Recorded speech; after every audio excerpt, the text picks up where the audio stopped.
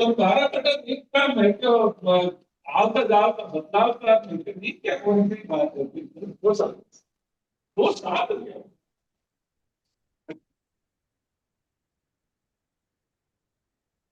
जय सच्चिदानंद. जय सच्चिदानंद. I am leaving, huh? Bye. Have good satsang. Okay. Jai Sachchidanand. Mahatma here saying Jai Sachchidanand to you. Jai Sachchidanand. जय सच्चिदानंद Jai Jai Sachchidanand. Jai Sachchidanand. Jai Sachchidanand. Jai Sachchidanand. See you.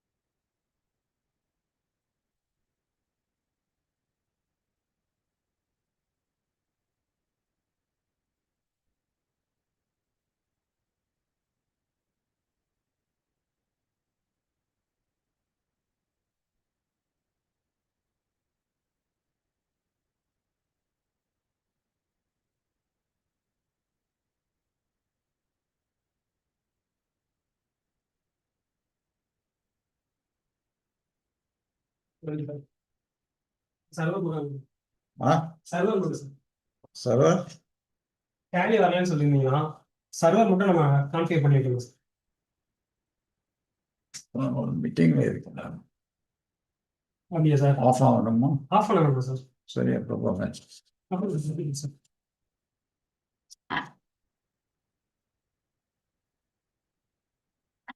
Uncle जय सच्चिदानंद.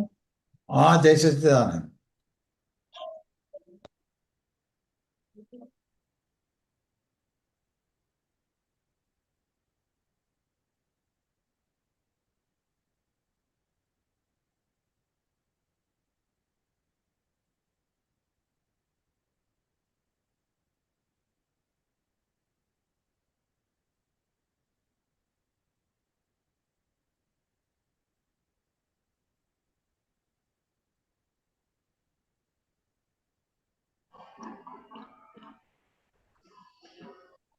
जय सच्चिदानंद दिलीप भाई साहेब. हाँ, जय सच्चिदानंद. Uncle.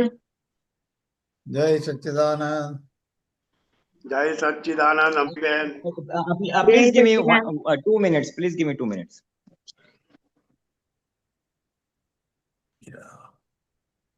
Dilip uncle जय असीम जय जयकार. હવે આવે જ છે.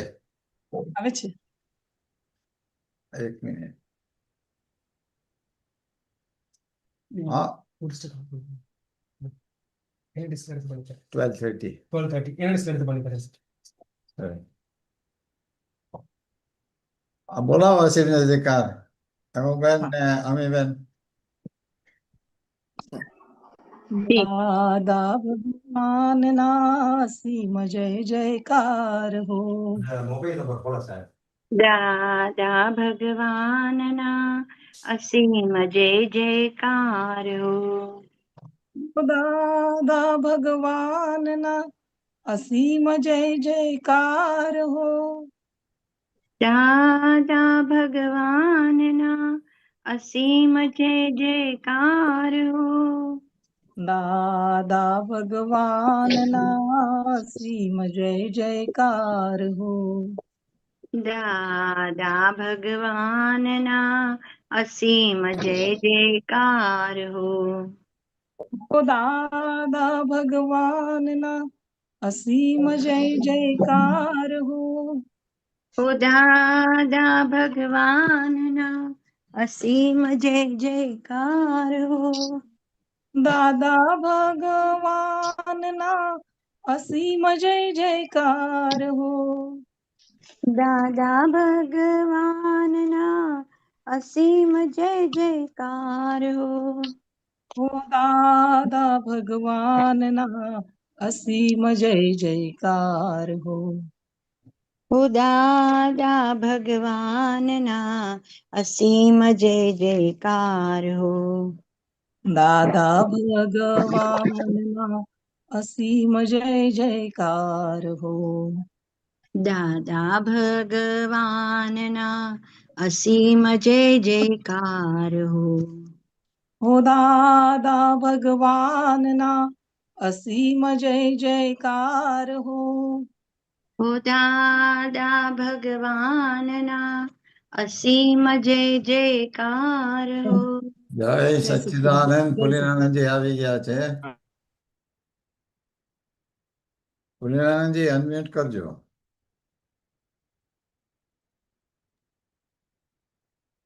અનમ્યુટ થઈ ગયું. હા હા પુલિનાનંદજી પહેલા અમીબેન નો ક્વેશ્ચન છે. હા એક ત્રિમંત્ર બોલી લો સાહેબ. હા હા એટલે એ જ બોલશે તમારી સાથે ત્રિમંત્ર. ઓકે નમો વિતરાગાય નમો વિતરાગાય નમો વરિહંતાણમ નમો અરિહંતાણમ નમો સિદ્ધાણમ નમો સિદ્ધાણમ નમો આયરિયાણમ નમો આયરિયાણમ નમો વત્સાયાણમ નમો ઉવઝાયાણમ નમો લોય સવ સાહુણમ નમો લોય સવ સાહુણમ એસો પંચન મુક્કારો એસો પંચનમુકારો સૌવપાવપનાસણો સવપાવપણાસણો મંગલાણંચ સવ્વેસેમ મંગલાણમ ચ સવ્વેસીમ અડમમ હવૈ મંગલમ. પડમમ હવૈ મંગલમ. ઓમ નમો ભગવતે વાસુદેવાય ઓમ નમો ભગવતે વાસુદેવાય. નમઃ શિવાય. ઓમ નમઃ શિવાય. જય સચ્ચિદાનંદ. જય સચ્ચિદાનંદ.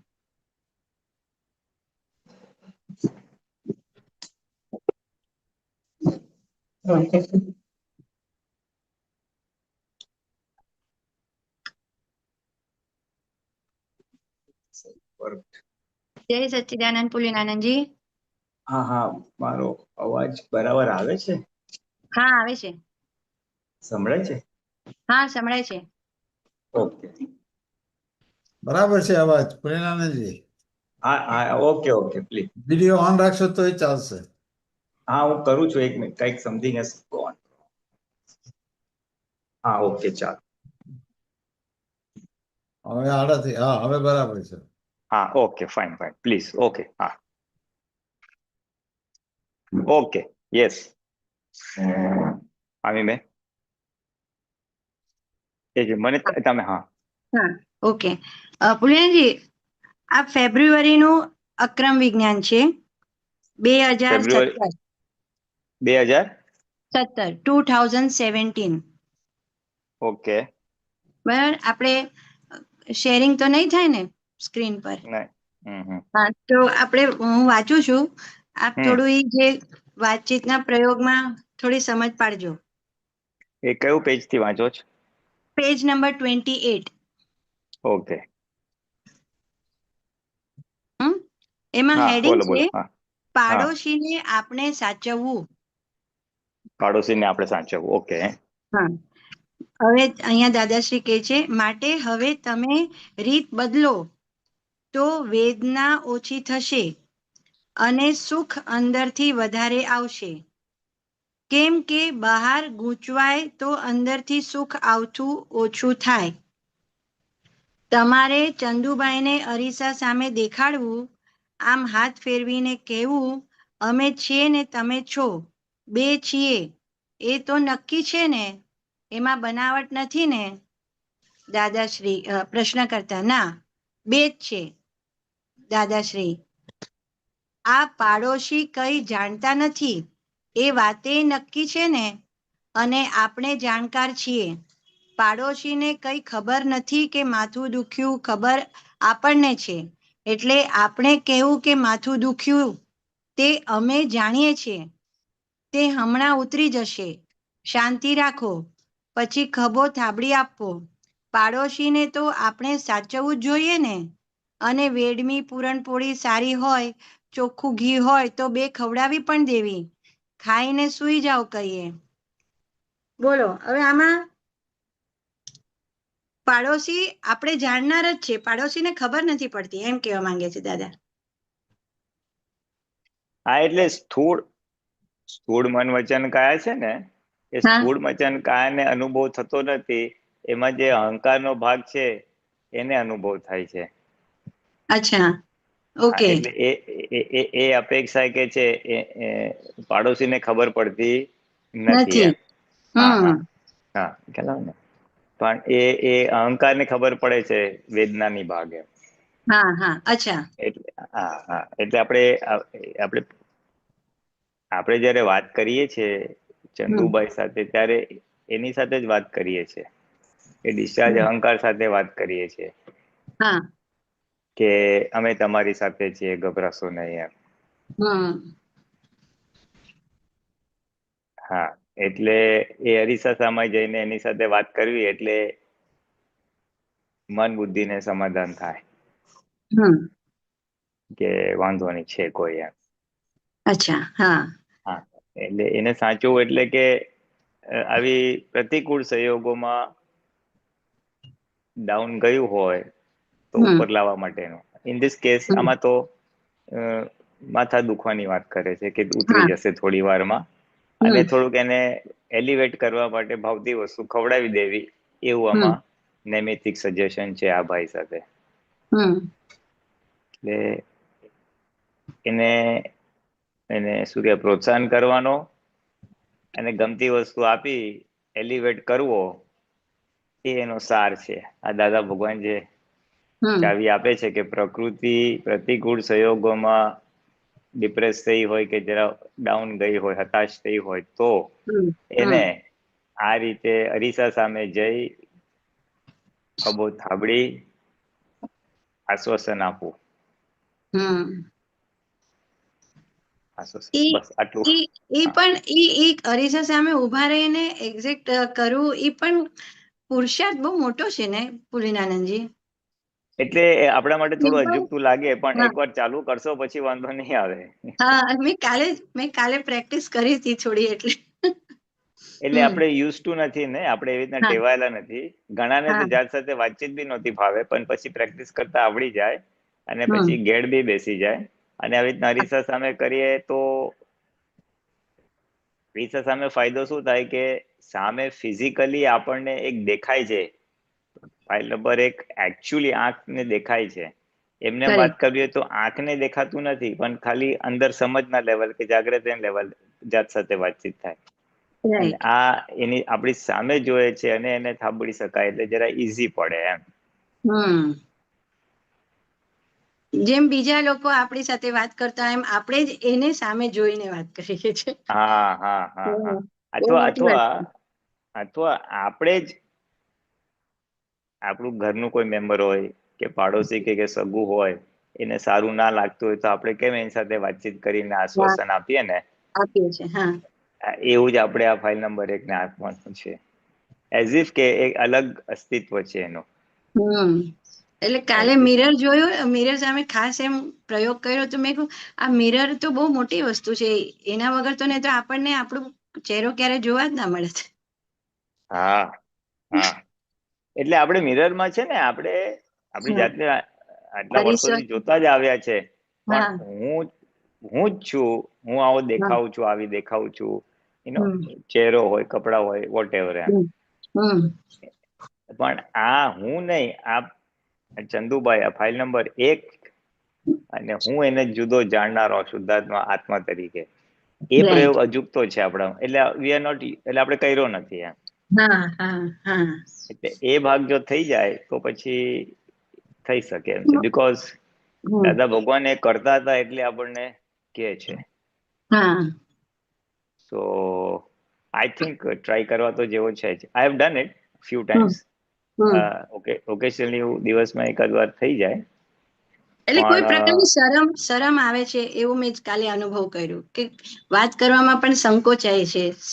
એટલે ના, એના માટે દાદા ચોખ્ખું, એના માટે દાદા કીધું તમે એકલા હો ને ત્યારે કરજો. રૂમમાં હોય તો એકલા હો, ને તો બાથરૂમમાં જઈને, જો બાથરૂમમાં મિરર હોય તો, જ્યાં આપણે એકલા હોઈએ એમ. ટૂંકમાં એકાંતમાં ચાલુ કરવું. હા, એ તો એકાંતમાં જ કરવું પડે ને તો. બધા કે આનું કઈ ખસી ગયું છે. બરાબર. એટલે અહીંયા આગળ એમ કે છે સિલકમાંથી વાપરવાનું હેડિંગ છે. ચંદુભાઈ કહે કે મારી તબિયત ખરાબ છે ત્યારે આપણે કહીએ ના સારી છે, એમાં બીજું કઈ લાંબુ હોય નહીં, પણ શાંતિ રહે એને. એટલે જે કઈ પણ અંદરથી ઊભું થાય તો તરત એને પોઝિટિવ જ કહી દેવાનું એમ, પ્રકૃતિને. તો એમ કહેવા માંગે છે ને, મારી તબિયત ખરાબ છે પણ ત્યારે આપણે કહીએ ના સારી છે. હા, ત્યારે આપણી કઈ સારી છે. હા, એટલે એને પ્રોત્સાહન નહીં આપવાનું, સારું છે બોલવાનું એમ બેઝિકલી. કારણ કે એક સ્ટડી એવો કે છે કે તમે જેવું વિચારો ને બોલો ને એવું થઈ જાઓ. આત્મા જેવો કલ્પે તેવો થઈ જાય, જે કહે છે ને આપણે. એટલે એવું નેગેટિવ કલ્પીએ તો નેગેટિવ થઈ જાઓ, અને પોઝિટિવ કલ્પીએ ના સારી છે તો સારા થઈ જાઓ. ભલે ના બી હોય તો કેવું ના સારી છે એમ જ કહેવાનું. હા, એને એવું જ કહીને આપણે એને શાંતિ આપવાની. પછી અહીંયા એમ કે છે કોક વખત ચંદુભાઈની તબિયત બરાબર ના હોય, હાથ પગ ફાટતા હોય તો કહીએ અનંત સુખનું ધામ છું બોલો. આ તો સિલકમાંથી વાપરવાનું છે ને. હા, સિલકમાંથી વાપરવાનું છે. એટલે શું કહેવા માંગે છે, એ દુખતું હોય ત્યારે આપણને લાગે હા એકદમ બહુ પરેશાન થાય તો બે છે અનંત, એટલે દુઃખ સામે હું અનંત સુખનું ધામ છું એમ બોલવા માંગે છે. હું બહુ દુઃખી છું તો એને ઓપોઝિટ હું અનંત સુખનું ધામ છું એમ બોલવાનું છે. નબળાઈ લાગતી હોય તો હું અનંત શક્તિ વાળો છું એમ બોલવાનો ભાગ છે. અને સિલકમાંથી વાપરવું એટલે ખરેખર રિયલી સ્પીકિંગ શુદ્ધાત્મા તો છે જ, એ અનંત સુખનું ધામ, રિયલ જે અવિનાશી શુદ્ધાત્મા છે તે, એમાં તો અનંત સુખ અનંત શક્તિ છે જ. એટલે એ આપણી સિલક છે એમ કહેવા માંગે છે. અને આપણે એમાંથી વાપરીએ છીએ. એટલે આ તો એક શબ્દનો પ્રયોગ છે, એમાંથી વાપરીએ છીએ એટલે એમાંથી કઈ કાઢતા નથી, પણ એ છે. અને એની સાથે આપણે શું કહેવાય, એની સાથે આપણે અલાઈન થઈએ છીએ કે એટલે એની સાથે આપણે તન્મયાકાર થાય છે કે તે રૂપ થઈએ છીએ સોર્ટ ઓફ એમ. અને એ જે અનંત સુખ છે, એ અનંત સુખ છે એવું આપણે આજે એને કહીએ તો દુઃખનો ભાગ ની અસર ઓછી થઈ જાય. હા, મને થયું એ ભાગ ના રહે, અને હું તો આ જ છું ને એમ. એટલે આપણે પૂરું એને પ્રકાશ આપીએ છીએ કે ભાઈ આ અમારા પ્રકાશમાં તમે બધું સારું જ થઈ જશે એમ. એટલે હું આ છું, સિલક એટલે અનંત સુખ ની સિલક માંથી એમ. હા, બરાબર. એટલે જે આપણા જે ગુણો છે આપણે એને ખીલવવાથી પ્રકૃતિમાં પણ એને અસર યાદ જ કરાવે, એને યાદ કરાવે છે હું આ છું એમ. એટલે એનું જે સાયકોલોજી અસર વાળું ભાગ છે એ નીકળી જાય. હા, એ નીકળી જાય. એટલે અહીંયા પછી આગળ કહે છે કારણમાંથી કાર્યફળ. પ્રશ્ન કરતા કહે છે એ વેદના કેવું છે, જોઈએ. કોઈ માણસ બહારગામ ગયો હોય ને એને જરાક પૈસા ટકે બહુ સારો હોય, પૈસા વાળો માણસ હોય, બંગલા હોય, ગાડી હોય, નોકર ચાકર હોય, અને એ બહારગામ ક્યાંક નાના ગામમાં જવાનું થાય ને આવું ભંગાર જગ્યાએ રહેવાનું થાય, સાવ ફાલતુ હોટલ મળી હોય, તો એને થાય ને આ શું યાર, આવું કઈ જાતનું એમ. એને કહેવાય વાંધો નહીં યાર, થોડોક ટાઈમ છે યાર, તું તો પૈસા વાળો છે, શું કામ ગભરાય છે એમ. એટલે એટલી અસર ના થાય. એટલે એવી રીતે આવે, સમથિંગ લાઈક ધેટ. હા, એટલે આ વાત કરવાથી, આ આપણું એને બધું બોલવાથી એને ઘણું બધું આપણે એને એના ઇફેક્ટ માંથી એને બહાર કાઢી શકીએ છીએ પ્રકૃતિને. એટલે અહીંયા બીજો એક ટોપિક છે એને લાગતા, કારણમાંથી કાર્યફળ. પ્રશ્ન કરતા કહે છે, એ વેદના જોઈએ છીએ એટલે જ થાય છે કે આ ચંદુભાઈને વેદના કેમ થાય છે? દાદાશ્રી, ચંદુભાઈને વેદના થવી જ જોઈએ, કારણ કે આ વેદનાના પોતે કારણો સેવ્યા હતા, માટે આ કારણમાંથી કાર્યફળ આપે છે. એ થવી જ જોઈએ. તમારે એને કહેવું પડે કે ચંદુભાઈને થવી જ જોઈએ. કેમ થાય છે એવું કહે છે તે એ આપણો કોઈ ઉપરી નથી કે કોઈ ગોઠવેલું નથી. એટલે કોકની દખલ હોય તો આપણે કહીએ કે કેમ થાય છે, તે આપણે કહેવાનું, ચંદુભાઈ આ તો તમે આના જ લાયક છો. હા, એટલે આ કોઝ ઇફેક્ટ ની વાત કરે છે, કારણ કાર્ય કીધું ને એ રીતે. હા, એટલે આપણે એવું કરેલું એટલે અત્યારે આવા સંજોગોમાં આપણે સપડાયા છીએ કે આપણને આ ભોગવટો આવે છે, વેદના આવે છે. હા, એટલે ઈ વેદના કે એવો ભોગવટો બીજાને આપેલો હશે એટલે આપણું આવ્યું છે, એટલે આવે અને ભોગવાઈ જાય તો સારું. એટલે એના માટે કે છે આ થવું જ જોઈએ. અને ચંદુભાઈ જે કેવું પડે કે ભાઈ તું આને લાયક જ છે, કારણ કે તે આવું કરીને આવ્યો છે. કેમ થાય છે એવું બોલવું નહીં, કેમ કે હા, બોલ. હા, કોઈ મોકલ્યું નથી મારી સાથે અન્યાય, કોઈ મોકલ્યું નથી. આપણા જ કોઝ, કારણનું કાર્ય, કોઝ ઇફેક્ટ છે. કોકની દખલ હોય તો જ આપણે કહીએ કે કેમ થાય છે. અહીંયા તો કોઈની દખલ જ નથી. અહીંયા તો કોઈની દખલ નથી. અહીંયા કોઈની દખલ નથી એટલે આપણાથી કેમ કહેવાય નહીં કે આમ કરો, કેમ આમ. એટલે એમાં પાછું એને એમ કહેવાનું કે તમે આ જ લાયક છો એટલે આ ભોગવી લો, આ તમારું કારણનું ફળ આવ્યું છે, એમ વાત કરી લેવાની ને. હા, એમ જ વાત કરવાની. એટલે એને કોઝ ઇફેક્ટ સમજાવી દઈએ એટલે પછી એને બહાર ક્યાંય દોષ જોવાનો ભાગ રહે નહીં. અને હા, એટલે પછી પાછું ઓલું બહારનું રિએક્શન ના આવે. નિમિત્ત ને બચકા ભરવા વાળું જે ભાગ આવે છે એ નહીં આવે. હા, એ નહીં આવે. કરેક્ટ. એટલે અહીંયા જે અહંકાર હતો ને તે ભોગવે છે. એ અહંકાર જેણે કરેલો ને તે જ અહંકાર ફરી એ ભોગવે છે કે મને આમ થયું, તેમ થયું. અને આપણે જાણ્યા કરવું કે ઓહો ચંદુભાઈ તમને અડચણ તો પડી હશે, માટે અમે તમને શાંતિ આપીએ છીએ. આપણે જુદું રહેવું જોઈએ. આપણને તો કશું થતું જ નથી, આપણને તદ્દન જુદા જ છીએ. આ તો જેને કરેલું અહંકારે કરેલું તે અહંકાર ભોગવે છે. હા, જે અહંકારે કરેલું એ અહંકાર ભોગવે છે. બરાબર છે.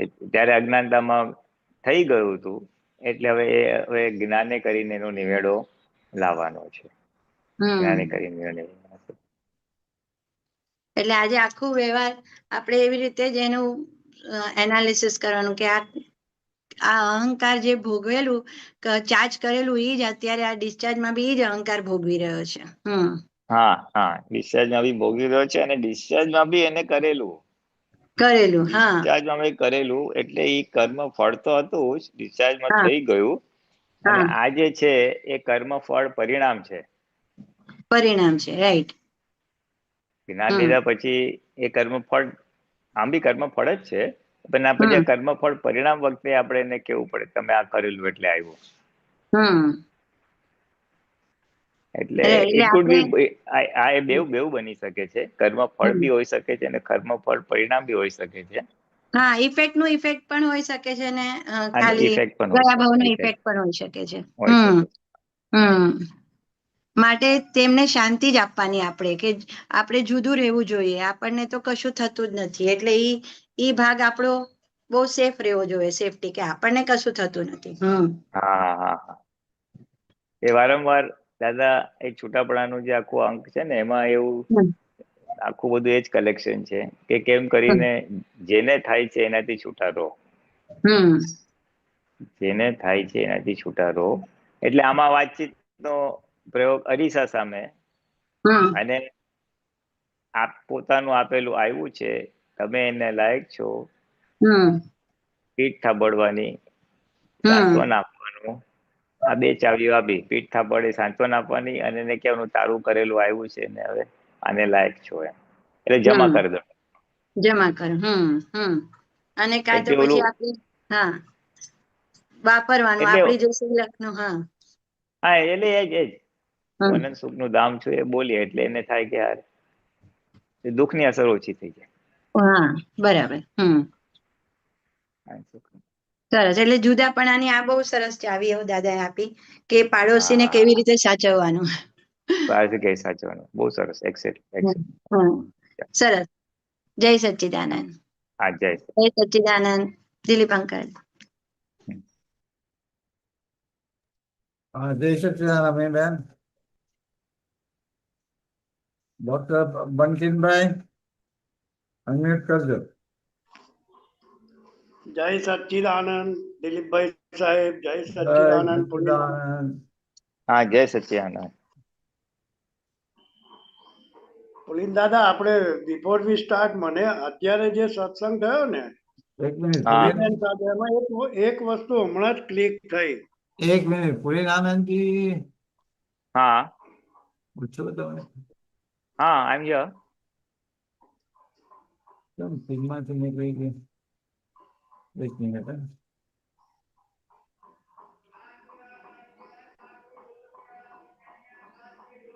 હા ઓકે.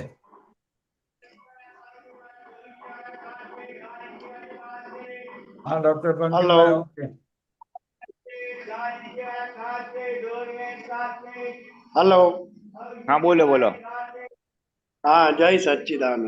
હમ. આપણે પોતાપણા પર આવીએ ને તે પહેલા મને આ સત્સંગમાં એક વસ્તુ હમણાં ક્લિક થઈ. મને ક્યાંક કરેક્ટ કરવાનું હોય તો કરજો સાહેબ.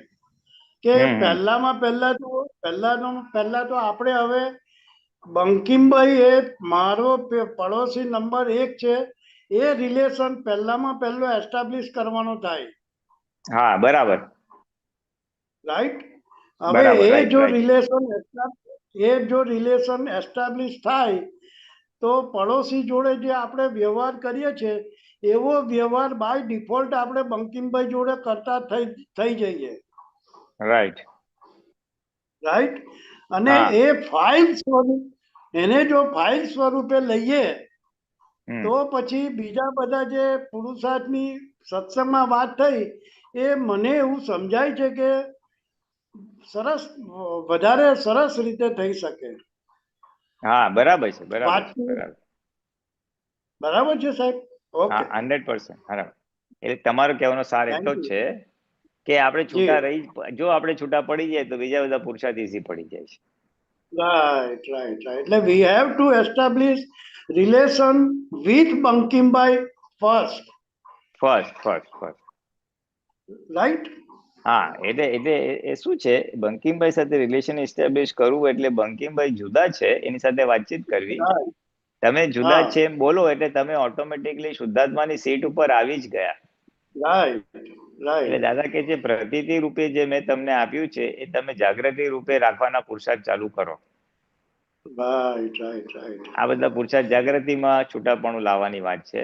એને ભરેલો માલ એક્ઝોસ્ટ થશે એમ અનુભવના લેવલ પર એ ટકશે, રિમેન સસ્ટેન એમ ટકશે. હા ટકશે. એટલે જાગૃતિમાં લાવવા માટેના આ બધા પુરુષાર્થો છે. સરસ. Shall we go ahead? હા ચાલો. સપ્ટેમ્બર 2011 દાદા વાણી. પેજ આપણે ગયા શુક્રવારે જ્યાંથી અટક્યા ત્યાંથી આગળ વધીએ સાહેબ. બરાબર. હા પેજ નંબર 19. ચાલો ઓકે. ટાઇટલ છે ખાલી તત્વો માલ નાશ પડશે પોતાને. ખાલી થતો માલ નાશ પર. હા ના સ્પર્શે પોતાને. હા પ્રશ્ન કરતા તો દાદા અમારે એવું સમજવું કે આપની પાસે આવીને જેમ જેમ અમે વધારે ખાલી થઈ જઈએ તેમ તેમ અમારો ઉત્કર્ષ વધારે. દાદાશ્રી, ખાલી જ થઈ જાઓ. જો તમારે તમારું પોતાપણું ના રાખવું હોય તો તમે ખાલી જ થઈ જ જાઓ. હમ બરાબર, વેરી ગુડ. પોતાપણું ના રાખવું હોય તો બસ. હા પ્રશ્ન કરતા અને ખાલી થવા માટે આ જગ્યા સિવાય બીજી કોઈ ઉત્તમ જગ્યા છે જ નહીં. દાદાશ્રી, બીજે એનો ઉપાય જ નથી. અને પોતાનું તો પકડવા જેવું છે જ નહીં. પોતાનું પકડેલું તે તો તમને અત્યાર સુધી દુઃખ જ આપ્યું ને, અને કશુંય બે આને આ ફાયદો નથી કર્યો ને. પ્રશ્ન કરતા હવે દાદા, જે ખાલી થવાની વાત થાય છે, ખાલી થવું જોઈએ આપની પાસે, તો તે જ અમારો એ છે, ધ્યેય છે. હવે ખાલી થવાની અંદર અમે તો આટલા બધા વર્ષો સુધી ઘણી સારી વસ્તુઓ પણ ભરેલી હોય ને. દાદાશ્રી, તેનો વાંધો નહીં, પણ એ તો ખાલી થઈ જવાનું. પ્રશ્ન કરતા એ સારી વસ્તુ પણ કાઢી નાખવી જોઈએ ને. દાદાશ્રી, ના ના ના, કાઢી નાખવાની જરૂર નથી. કાઢી નાખો તો પાછો કોણ કરે? મહેનત કોણ કરે? કરતા તો રહ્યો નહીં તો મહેનત કોણ કરે? ખાલી થઈ જ રહ્યું છે. હવે આ જે વાત છે પુલિનાનજી, એમાં એમ તો આપણે કર્મોની નિર્જરા થઈ રહી છે એવું કહેવા માંગે છે, અને એમાં આપણી દખલ હોય તો પેન્ડિંગ રહે એવું કહેવા માંગે છે. હા દખલ. હા એટલે ઓકે, ખાલી થઈ જવાનું એટલે શું છે? નિજરા તો થઈ જ રહી છે. દખલ એટલે એમાં તન્માયકાર થવું કે રાઈટ કે. નરેશભાઈએ ડિસ્પ્લે કર્યું છે સાહેબ. હા કરીએ. ખાલી થવાનું એ તો સારી વસ્તુ, પણ ખાલી થવી જોઈએ ને. હા એટલે તમે જે ક્વેશ્ચન પૂછ્યો ને, પ્રશ્ન પૂછ્યો, એમાં એવું છે કે ખાલી તો થઈ જ રહ્યું છે, એને તમે છૂટા રહીને જોયા કરો એમ કહેવા માંગે છે. અને ક્યાંક આપણને એમ લાગે કે આપણે કોઈની સાથે વાત કરીએ તો સારું પડે, તો દાદા કે તો મારી સાથે વાત કરજો અને ખાલી થઈ જજો એમ. એટલે ખાલી થઈ જાવ એટલે શું કે દાદા હજી આ નબળાઈઓ છે, ક્રોધ છે, લોભ છે, દાદા હવે શું કરું? દાદા મારે એના પર આગળ જે પ્રશ્ન કરતા એ પ્રશ્ન કે સારી વસ્તુ, પણ એ સારી વસ્તુ કયા રેફરન્સમાં? સારી એટલે સદગુણો. સારી ખરાબ એટલે ડિસ્ચાર્જ કસાયો, મમતા અને પોતાપણું ને એવું બધું. અને સારી વસ્તુ એટલે સદગુણ હોય ને, કોઈના પરોપકાર કરે, સેવા કરે. એટલે એની ટાઈપ ઓફ ડ્યુઆલિટીમાંથી તમે બહાર આવી જાવ, ખાલી થઈ જાવ, રાઈટ? હા બંને નિર્જરા કરી નાખો. ઓલાને કઈ નહીં કરો તો બી ખરી પડશે. ખાલી જાણવા ના પણ એમાં છે, સારામાં છે ને એક જાગૃતિ તો, સારામાં એક જાગૃતિ તો માગશે, નહીતર શું થશે કે હું તો બધાને મદદ કરું છું, મારી આટલી રિસ્પેક્ટ છે, એ કરતાપણાનો કે ગર્વરસનો ભાગ આવી જાય. એટલે હા એટલે એ વસ્તુની ખાસ કાળજી રાખવાની જરૂર છે. અને એ ખાલી થતી હોય તો તમારે જાણવું, મજા આવી તો મજા કોને આવી એને જાણવું. કારણ કે અહંકાર રહ્યો નહીં તો ખાલી કરશે કોણ, એ પ્રશ્ન છે દાદા, એવું કે છે. હા એટલે પેલા હું હતો ને, હું નામધારી, એ કરતાપણા વાળો ભાગ હતો એ નીકળી ગયો, હું શુદ્ધાત્મા થઈ ગયો, એટલે કરનારો ભાગ ઉડી ગયો એમ.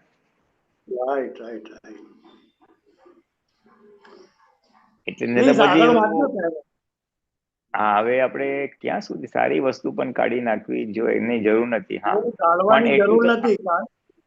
હા ખાલી થઈ ગયું છે. હા પ્રશ્ન કરતા પણ એટલું તો સમજાયું કે બધું નિકાલી છે એવું સમજાઈ ગયું, પછી એ સારી વસ્તુ. નરેશભાઈ જરા મોટું થાય તો કરજો. હા ઝૂમ હજી. દાદાશ્રી, ના ખાલી થઈ રહ્યું જ છે, જે ખાલી થઈ રહ્યું છે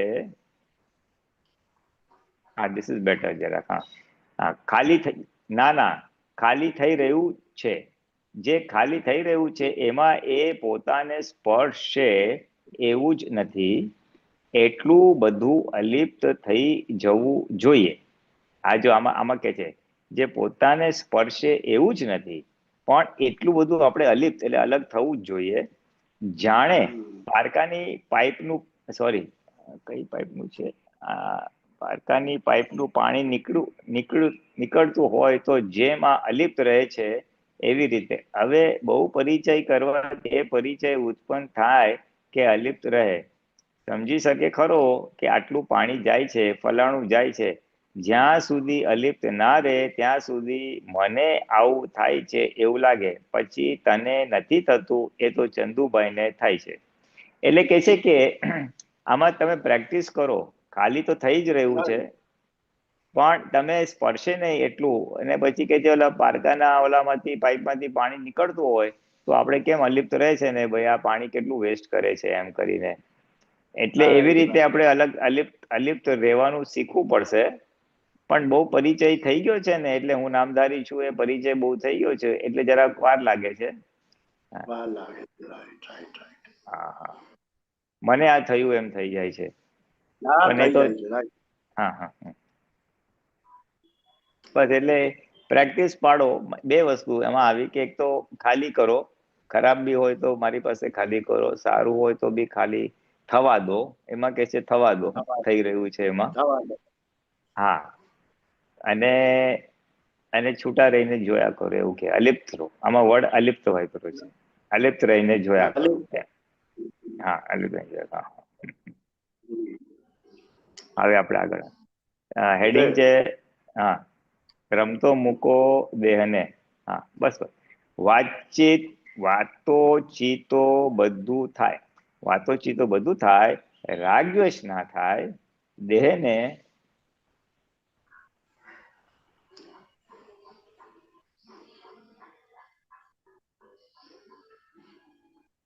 દેહને રમતો મૂકવાનો.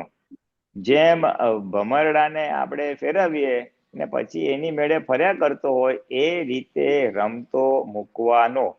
એટલે રાગ દ્વેષ થાય નહીં ને. હું ને મારું ગયું એટલે રાગ દ્વેષ ગયા.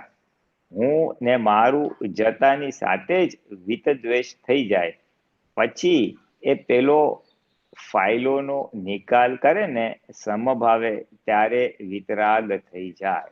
એટલે પેલા તો વિત દ્વેષ થયા, હું ને મારું ગયું, જ્ઞાન લીધું એટલે, અને પછી ફાઇલો નિકાલ થઈ જાય એટલે રાગ ભાગ બી નીકળી જાય, એટલે સંપૂર્ણ દ્વેષ વગર અને રાગ વગર, એટલે વિત રાગ થઈ જાય.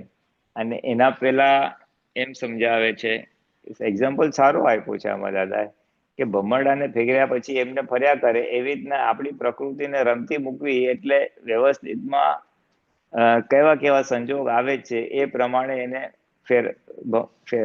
રમતી મૂકવી. એટલે એને આપણે લગામ છોડી દો, જોયા કરો, લગામ છોડી દો ને વ્યવસ્થિતમાં કેવા ઉદયો આવે છે એને જોયા કરો. અને જોયા કરશો તો રાગ દ્વેષ નહીં થાય. એટલે રાગ દ્વેષ વગર જોવાનું ભાગ બનશે. સરસ. પ્રશ્ન કરે, દેહને રમતો મૂકવો એટલે શું? દાદાશ્રી, આ ભમરડો નાખ્યા પછી જે રમત કરે એ બરોબર, પછી હવે ફરી એને દોરી વીંટવાની જરૂર નહીં.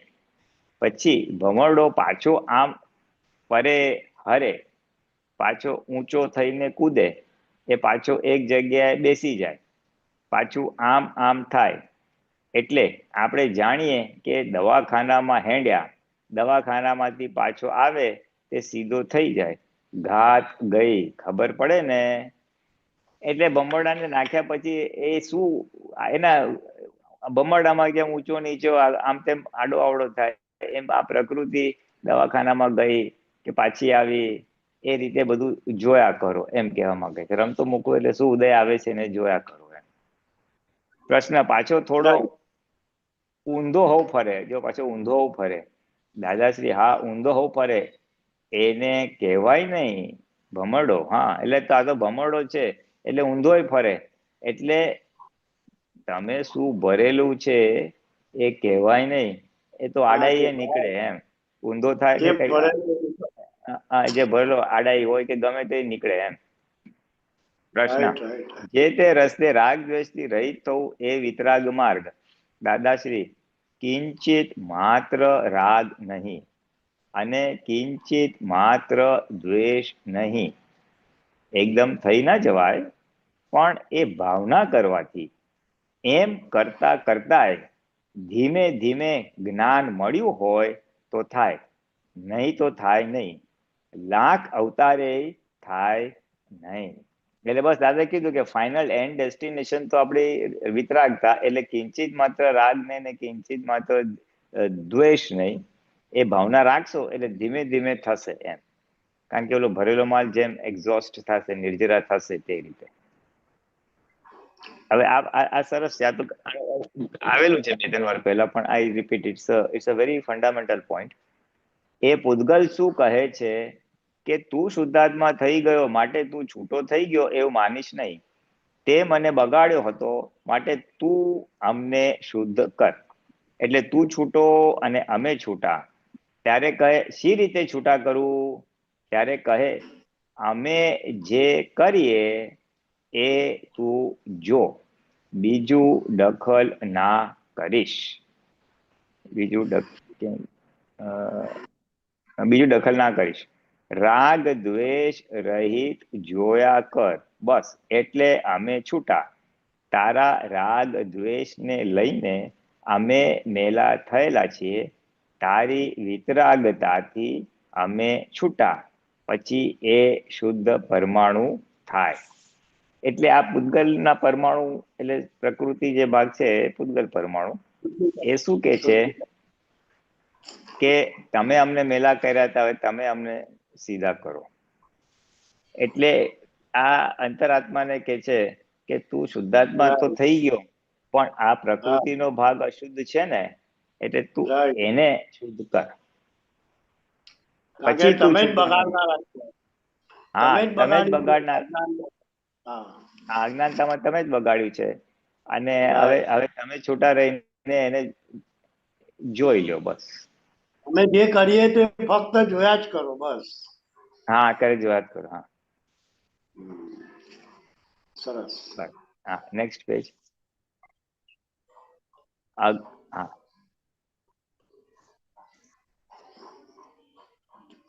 હવે હેડિંગ છે આજ્ઞાથી નાશ પોતાપણાનું. અજ્ઞાથી નાશ પોતાપણું.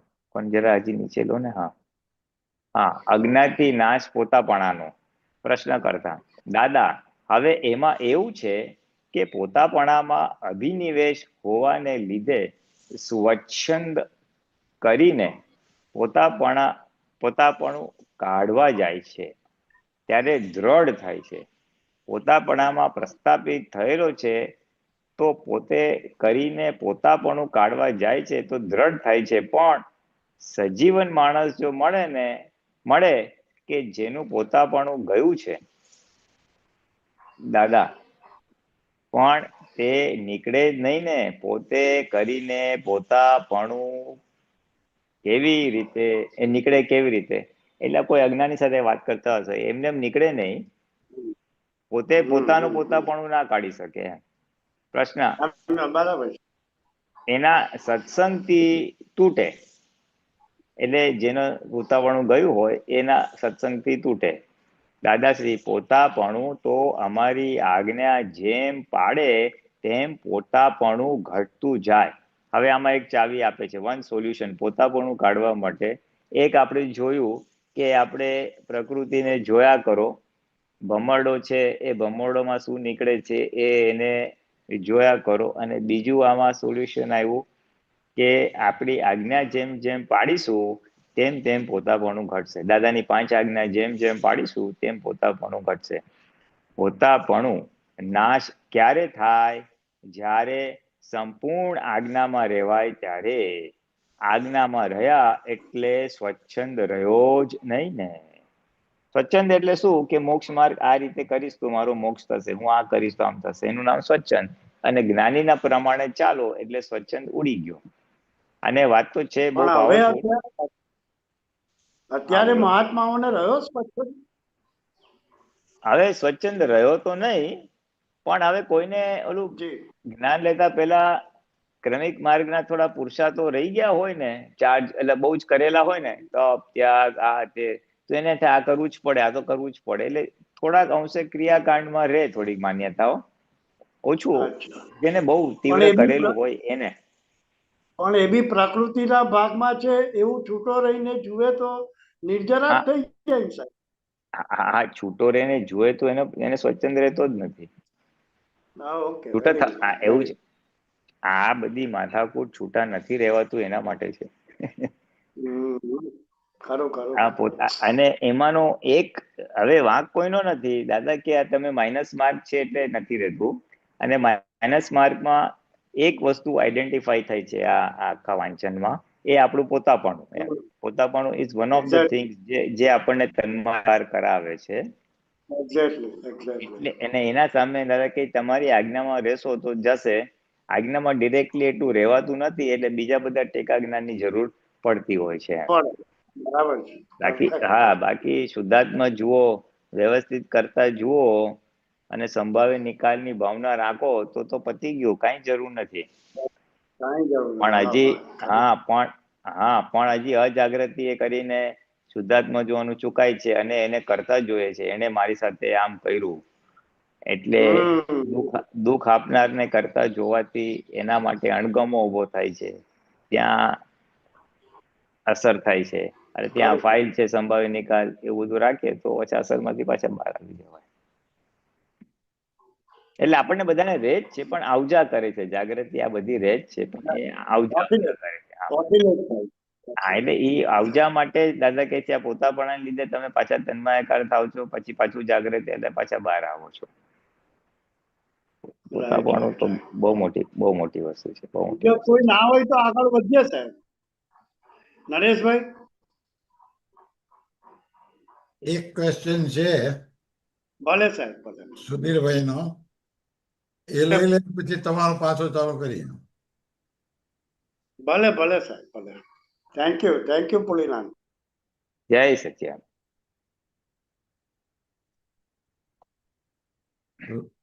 સુધીરભાઈ અનમ્યુટ કરજો. જય સચ્ચિદાનંદ પુલિનાથજી, જય સચ્ચિદાનંદ દિલીપભાઈ અને સર્વે મહાત્માઓ. નરેશભાઈ રાખજો ને, તમને શેર કરે છે વોટ્સએપ ઉપર. એક મિનિટ. હા, નો પ્રોબ્લેમ, નો.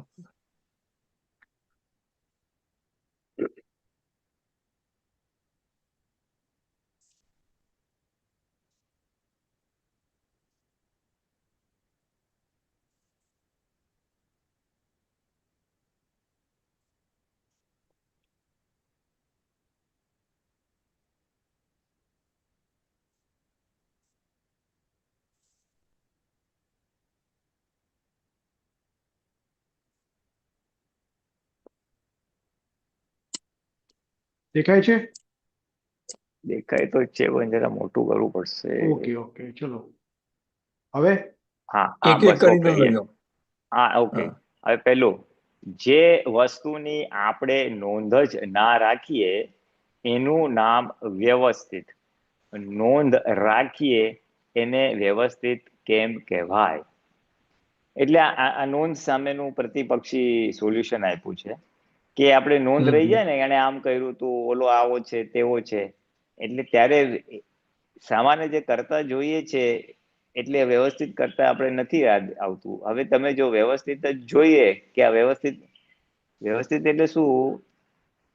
મારા આવા સંજોગો છે, મારું વ્યવસ્થિત આવું છે. વ્યવસ્થિત એટલે સાયન્ટિફિક સર્કમસ્ટેન્શિયલ એવિડન્સ, મારા સંજોગો એમ. મારા એટલે ફાઇલ નંબર 1 ના. એટલે ફાઇલ નંબર 1 ના આવા સંજોગો છે, એટલે અનુકૂળ કે પ્રતિકૂળ એવું આપણને રહ્યા કરે તો સામેની વ્યક્તિ નૈમિતિક કરતા દેખાય, ખરેખર કરતા ના દેખાય. અને નૈમિતિક કરતા દેખાય એટલે પછી નોંધ ના રહે. રાઈટ.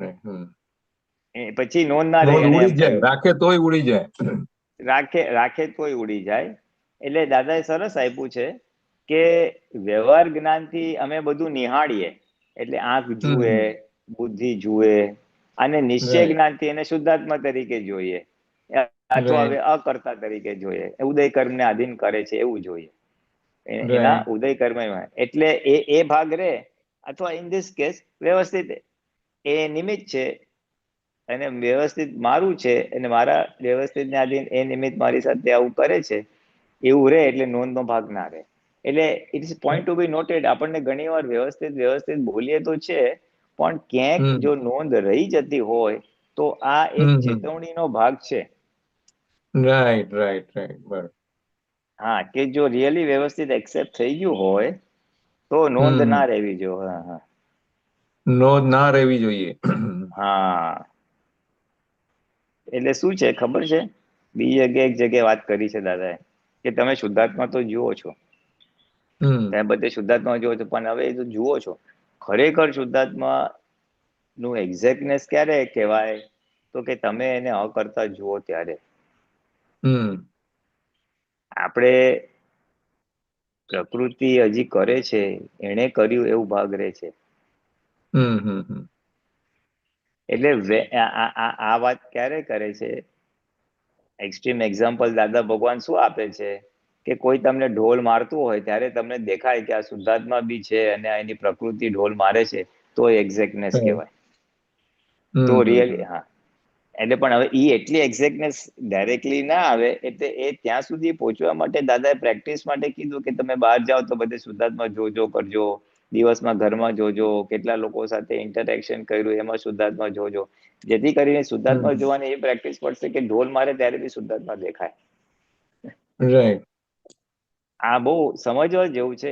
આમ લાગે છે સહેલું કે આ તો હવે જોઈએ જ છે ને, પણ ના, જે લઈ જવા માંગે છે ને દાદા, જે દશામાં દાદા છે એ દશામાં આપણને લઈ જવા માંગે છે ને, એમાં આ એક બીજો પોઈન્ટ સારો એવો ખોલ્યો. એક પોઈન્ટ તો મને ખબર હતો કે ઢોલ મારે ત્યારે બી શુદ્ધાત્મા દેખાય ને, ઓલું પ્રકૃતિ અકર્તા. અને આ એક બીજો પોઈન્ટ આજે આ સૂત્રમાં જ નીકળ્યું કે નોંધ બી ના રહેવી જોઈએ. અકર્તા ત્યારે તો દેખાય પણ નોંધ બી ના રહેવી જોઈએ, એટલે ભવિષ્ય માટે બી એને ઉડી જ ગયું, એમ ઉડી બી ગયું. I think it's a very important point કે શુદ્ધાત્મા જોયા તો એમાં નોંધ બી ના રહેવી જોઈએ, નોંધ બી ના રહેવી જોઈએ. એટલે ઇન ધીસ કેસ વ્યવસ્થિત જોયું એમ. ઓકે, જતું રહ્યું ઓલું જરાક પાછું. હા, ઓકે. એટલે આ વ્યવસ્થિત જોઈએ, એટલે આજ્ઞા પાડવાની જ વાત આવી. હમણાં આપણે વાંચ્યું ને, આજ્ઞા પાડો તો તમે નોંધ બી નહીં રહે. તો ધેટ્સ ધ પોઈન્ટ. પોતાનું સ્વરૂપ ભૂલીને બીજામાં ગુલતાન રહેવું, તેનું નામ મોહ. હા, એટલે બસ એ પોતાના મશગુલ રહેવું. ગુલતાન એટલે નીચે હિન્દીમાં આપી દીધું મશગુલ રહેવું, એટલે પોતાનું સ્વરૂપ, એટલે હું શુદ્ધાત્મા છું એ ભૂલી અને પ્રકૃતિમાં મશગુલ રહેવું, એનું નામ મોહ. મોહ એટલે મૂર્છિત થઈ જવું. મૂર્છિત થઈ જવું એટલે ભાન ભૂલી જવું. અને બહુ સરસ એક્ઝામ્પલ દાદા ભગવાને, વેરી સિમ્પલ, કે દાદા કે મોટો સેટ હોય અને દારૂ પીએ તો પછી બોલવા લાગે હું પ્રેસિડેન્ટ ઓફ ઇન્ડિયા, તો ના ખબર પડે કે આ દારૂની અસર છે અને એનું ભાન ભૂલી ગયો છે, હું સેટ છું ને બધું બીજું. એવી રીતના મોહ એટલે આ જે આપણને મૂર્છિત કરી નાખે, તન્માયાકાર કરી નાખે, એનું નામ મોહ. એટલે મોહને બીજી ડેફિનેશન આપી કે આત્મા છોડીને પ્રકૃતિમાં તન્માયાકાર અથવા બીજી કોઈ પણ વસ્તુમાં તન્માયાકાર થઈ જાય, એનું નામ મોહ. જ્યાં આપણું, ઇન શોર્ટ, જ્યાં આપણું ભાન ભૂલી જાય છે, કયું ભાન? પોતાના સ્વરૂપ, એટલે હું શુદ્ધાત્મા છું. જ્યાં હું શુદ્ધાત્મા છું એ જાગૃતિ ભૂલાઈ જાય છે, એ બધો મોહ છે. I think excellent, very good. આ વસ્તુ જાણીએ જ છે, આ બધું કઈ નવું કઈ નથી, પણ આવું રિવિઝન થાય તો બધું પાકું બી થઈ જાય કે હજી ક્યાં ડિસ્ચાર્જ મોહ આપણને જાગૃતિ ચુકાવે છે. ત્યાં ડિસ્ચાર્જ મોહ આપણને સ્વરૂપની જાગૃતિ ચુકાવે છે. આ નોન મહાત્મા માટે લખેલું છે, પણ આ એકચ્યુઅલી આપણને બી કામ લાગે એવું જ છે. કારણ કે સ્વરૂપ તો આપણને જ ઓળખેલું છે ને, નોન મહાત્મા પાસે તો પોતાનું સ્વરૂપ હોય નહીં. એટલે આપણા માટે સારી વસ્તુ છે મોહની ડેફિનેશન, કે ક્યાં આપણું સ્વરૂપની જાગૃતિ ચુકાવે છે. એટલે આપણે આ જોવા જેવું છે કે હજી મને શુદ્ધાત્માની જાગૃતિની શુદ્ધાત્માની સીટ ઉપરથી કોણ કોણ હજી ઉખાડી નાખે છે? Right, we can go the next. સરસ છે.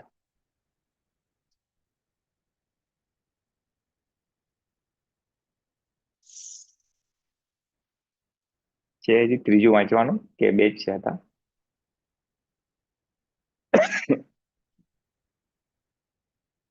તમે મ્યુટેડ છો, અમને અનમ્યુટ કરવા પડશે સુબીરભાઈ. હા એક મિનિટ સાહેબ, એક મિનિટ, સોરી હા. Sorry. Okay, 1 minute. Thank you Naresh भाई, जय सच्चिदानंद। एक मिनट, ત્રીજું જોવે છે? अनम्यूट था तो मैंने बात नहीं कर पाया। वो नहीं, पहले ત્રીજું जो જોવે છે? व्यवस्थित का नोट की जो बात चल रहा था ना, तो हाँ उसके सामने मैंने कोई जगह पे सुना था, मतलब दादा की वाणी में, जे पहले अकर्ता नहीं आवे तो नैमित्तिक कर्ता तक तो आ जाओ, बाद में अकर्ता पे आ जाए, मतलब एक स्टेज जैसा बताया। व्यवस्थित हाँ, शब्द शक्ति का का प्रयोग तो है। हाँ हाँ हाँ हाँ हाँ, नैमित्तिक करता अकर्ता वो एक ही बात है। हाँ, लेकिन वो एक स्टेप बढ़ा दिया दादा ने, बोला व्यवस्थित शक्ति देखो, नैमित्तिक करता देखो, अकर्ता तो मतलब बाद में आप बोल सकते हो उसका फॉल अकर्ता ही आएगा अल्टीमेटली, तब जाके नोट निकल जाएगा, ऐसा मेरा कहना। એટલે શું છે કે પહેલા સ્ટેપમાં આંખ અને બુદ્ધિ તો એને કરતા જોશે જ, એટલે જ્ઞાનથી એ નૈમિત્તિક કરતા એવું ઇસ્ટાબ્લિશ કરવું પુરુષાર્થ સ્વરૂપે. પુરુષાર્થ શું તો નિમિત્ત છે, हाँ, જેને કે ભોગવે તેની राइट। ભૂલ છે.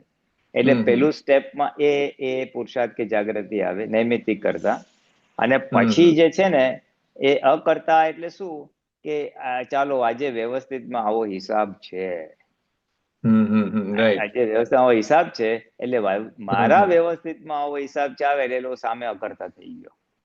Right right right. એ જો તમે જે સ્ટેપ્સ કહેતા હો તો આ રીતે મૂકી શકાય. हाँ हाँ, बस बस बस, સ્ટેપ્સ કહેતા આ રીતે. नरेश भाई तीजा मुको ना। ત્રીજું મૂકું. ઓકે. हाँ हाँ मुको। બહુ fine, it's a good one. ભલે આમ લાગે જ સિમ્પલ પણ ઇટ્સ. હા ચાલો, વ્યવહારમાં રાગ કરવો એ સિંગલ ગુનો છે, અને વ્યવહારમાં નિરાગી થવું એ ડબલ ગુનો છે. નાઉ ધીસ ઇઝ લિટલ ડાઇસી. આ જરાક ઓલું છે, બોલવો એ સિંગલ ગુનો, ના બોલવો એ ડબલ ગુના જેવું છે. हाँ बस सिमिलरली ये भी ऐसा ही है। હા બસ બસ, વ્યવહારમાં બોલવું એ સિંગલ ગુનો, એટલે વ્યવહારમાં મજા કરવી ને, આ મજા આવી, ખાધું પીધું જોયું તો એ એક સિંગલ ગુનો છે. અને તમે હાવ નિરાગી થઈ જાઓ, ના ના આપણે તો આત્મામાં રહેવાનું, આ બધું કાંઈ નહીં, તો પછી ડબલ ગુનો છે. જ્યાં નાટકીય વ્યવહાર કરવાનો, एकांतिक થઈ જાય। હા એકાંતિક થઈ જાય. એટલે શું કહેવા માંગે છે કે જ્યાં નાટકીય વ્યવહાર આપણી પાસેથી અપેક્ષિત હોય ત્યાં આગળ તમે સંપૂર્ણ એક નિરાગી થઈ જાઓ તો એ ડબલ ગુનો છે. એટલે વ્યવહારમાં જ્યાં ડબલ ગુનાનો કોન્સેપ્ટ ક્યાં લાગુ પડે છે, પછી વાણી હોય કે આ રાગનો કેસ હોય, કે જ્યાં આપણી ફરજના ભાગમાં આવતું હોય, વેર ઇટ ઇઝ એક્સપેક્ટેડ આપણે બોલવું જોઈએ, અને ત્યાં આપણે જો નથી કરતા તો એ ડબલ ગુનો છે. અને પછી એના ઓપોઝિટ સેન્ડમાં હું કરવા જ બેસી જાઉં તો એ બી ગુનો છે. Right right right. એટલે એ અપેક્ષા એ આખું સમજવાનું. ये फर्ज जो शब्द बोला ना, फर्ज फर्ज। जो शब्द आपने यूज किया वही एक्चुअली मापदंड है किधर बोलने का। હા કિધર. એટલે દાદા ભગવાને એમની ફરજ ક્યારેય ચૂક્યા નથી. એટલે હીરાબા પ્રત્યે એમને તો એક જ ફાયદો હતી આમ જોવા જાય તો. એટલે હીરાબા પ્રત્યે બી એમની જે ફરજ હતી એક પતિ તરીકે એ બહુ સારી રીતે કરેલી, નાટકીય પતિ હતું, બધું નાટક. દાદા કે પછી ત્યાં બી કીધું હું બધા મહાત્માઓ સાથે નાટક જ કરું છું ને, કે તન્માયકાર થયા વગર બધો વ્યવહાર કરું છું. राइट। હા એટલે ફરજની ભાગ આપણે ચૂકવવી ના જોઈએ, તો ડબલ ગુનો છે. बराबर है। आपने जैसा बच्चे के प्रति हो कि दूसरा कोई भी अपने नजदीक का हो, किसी का अपने कुछ तो मतलब गुना देख रहे हैं, भूल देख रहे हैं, तो बोलना तो पड़ेगा फर्ज के हिसाब से, लेकिन नाटकीय भाव है, अंतर में रखने का है। हाँ એકચ્યુઅલી છે ને દાદા બી કીધું છે, મેં વાંચ્યું તો એક જગ્યાએ આવ્યું હતું, આપણા સત્સંગમાં જ આવ્યું હતું કે ખરેખર જો આપણે છૂટા હોઈએ ને તો નાટક કરવું નહીં પડે, થઈ જશે. થઈ જશે. હા હા. જો છૂટો હો તો આનંદમાં હો, અને આનંદમાં હો ને તો ફાઇલ નંબર 1 પ્રફુલ્લિત હોય તો બધું મસ્ત નાટક કરી શકે. કારણ કે એને રાગદ્વેષ રહ્યો નથી એટલે બહુ ડ્રામા કરી શકે. મને કોઈ માણસ પ્રત્યે ચીડ હોય તો એની સાથે હું વાત જ ના કરી શકું, ડ્રામા તો બાજુ રહ્યો. અને ડ્રામા કરે તો બુદ્ધિપૂર્વક નું હોય એટલે ખેંચાયેલું હોય, ઓલું હાર્ટેલી થાય. કારણ કે બુદ્ધિ નહીં, મને કોઈ અપેક્ષા નહીં, સંભાવે નિકાલ, એટલે એટલે એટલે આ જે ડ્રામાની અને ફરજની વાત આવી, એ બનશે એટલે હેપન એટલે થઈ જશે. એ થઈ જશે જ્યારે આપણે રિયલી હું શુદ્ધાત્માની જાગૃતિ પર થોડા સ્ટેબલ હોઈએ, કરવો ના પડે, થઈ જાય. હા, થઈ જાય. Now this is a point to be noted as a Mahatma. આપણે બધા આ લક્ષમાં રાખવા જેવો છે પોઈન્ટ કે નાટકીય વ્યવહાર એટલે કે આદર્શ, બેઝિકલી ઇટ ગોઝ ટુવર્ડ્સ એ આદર્શ વ્યવહાર તરફ જાય છે આખો. આપણો ડિસ્ચાર્જ તો વ્યવહાર બી આદર્શ થવો જોશે, ત્યારે નિશ્ચય આખું ટકશે.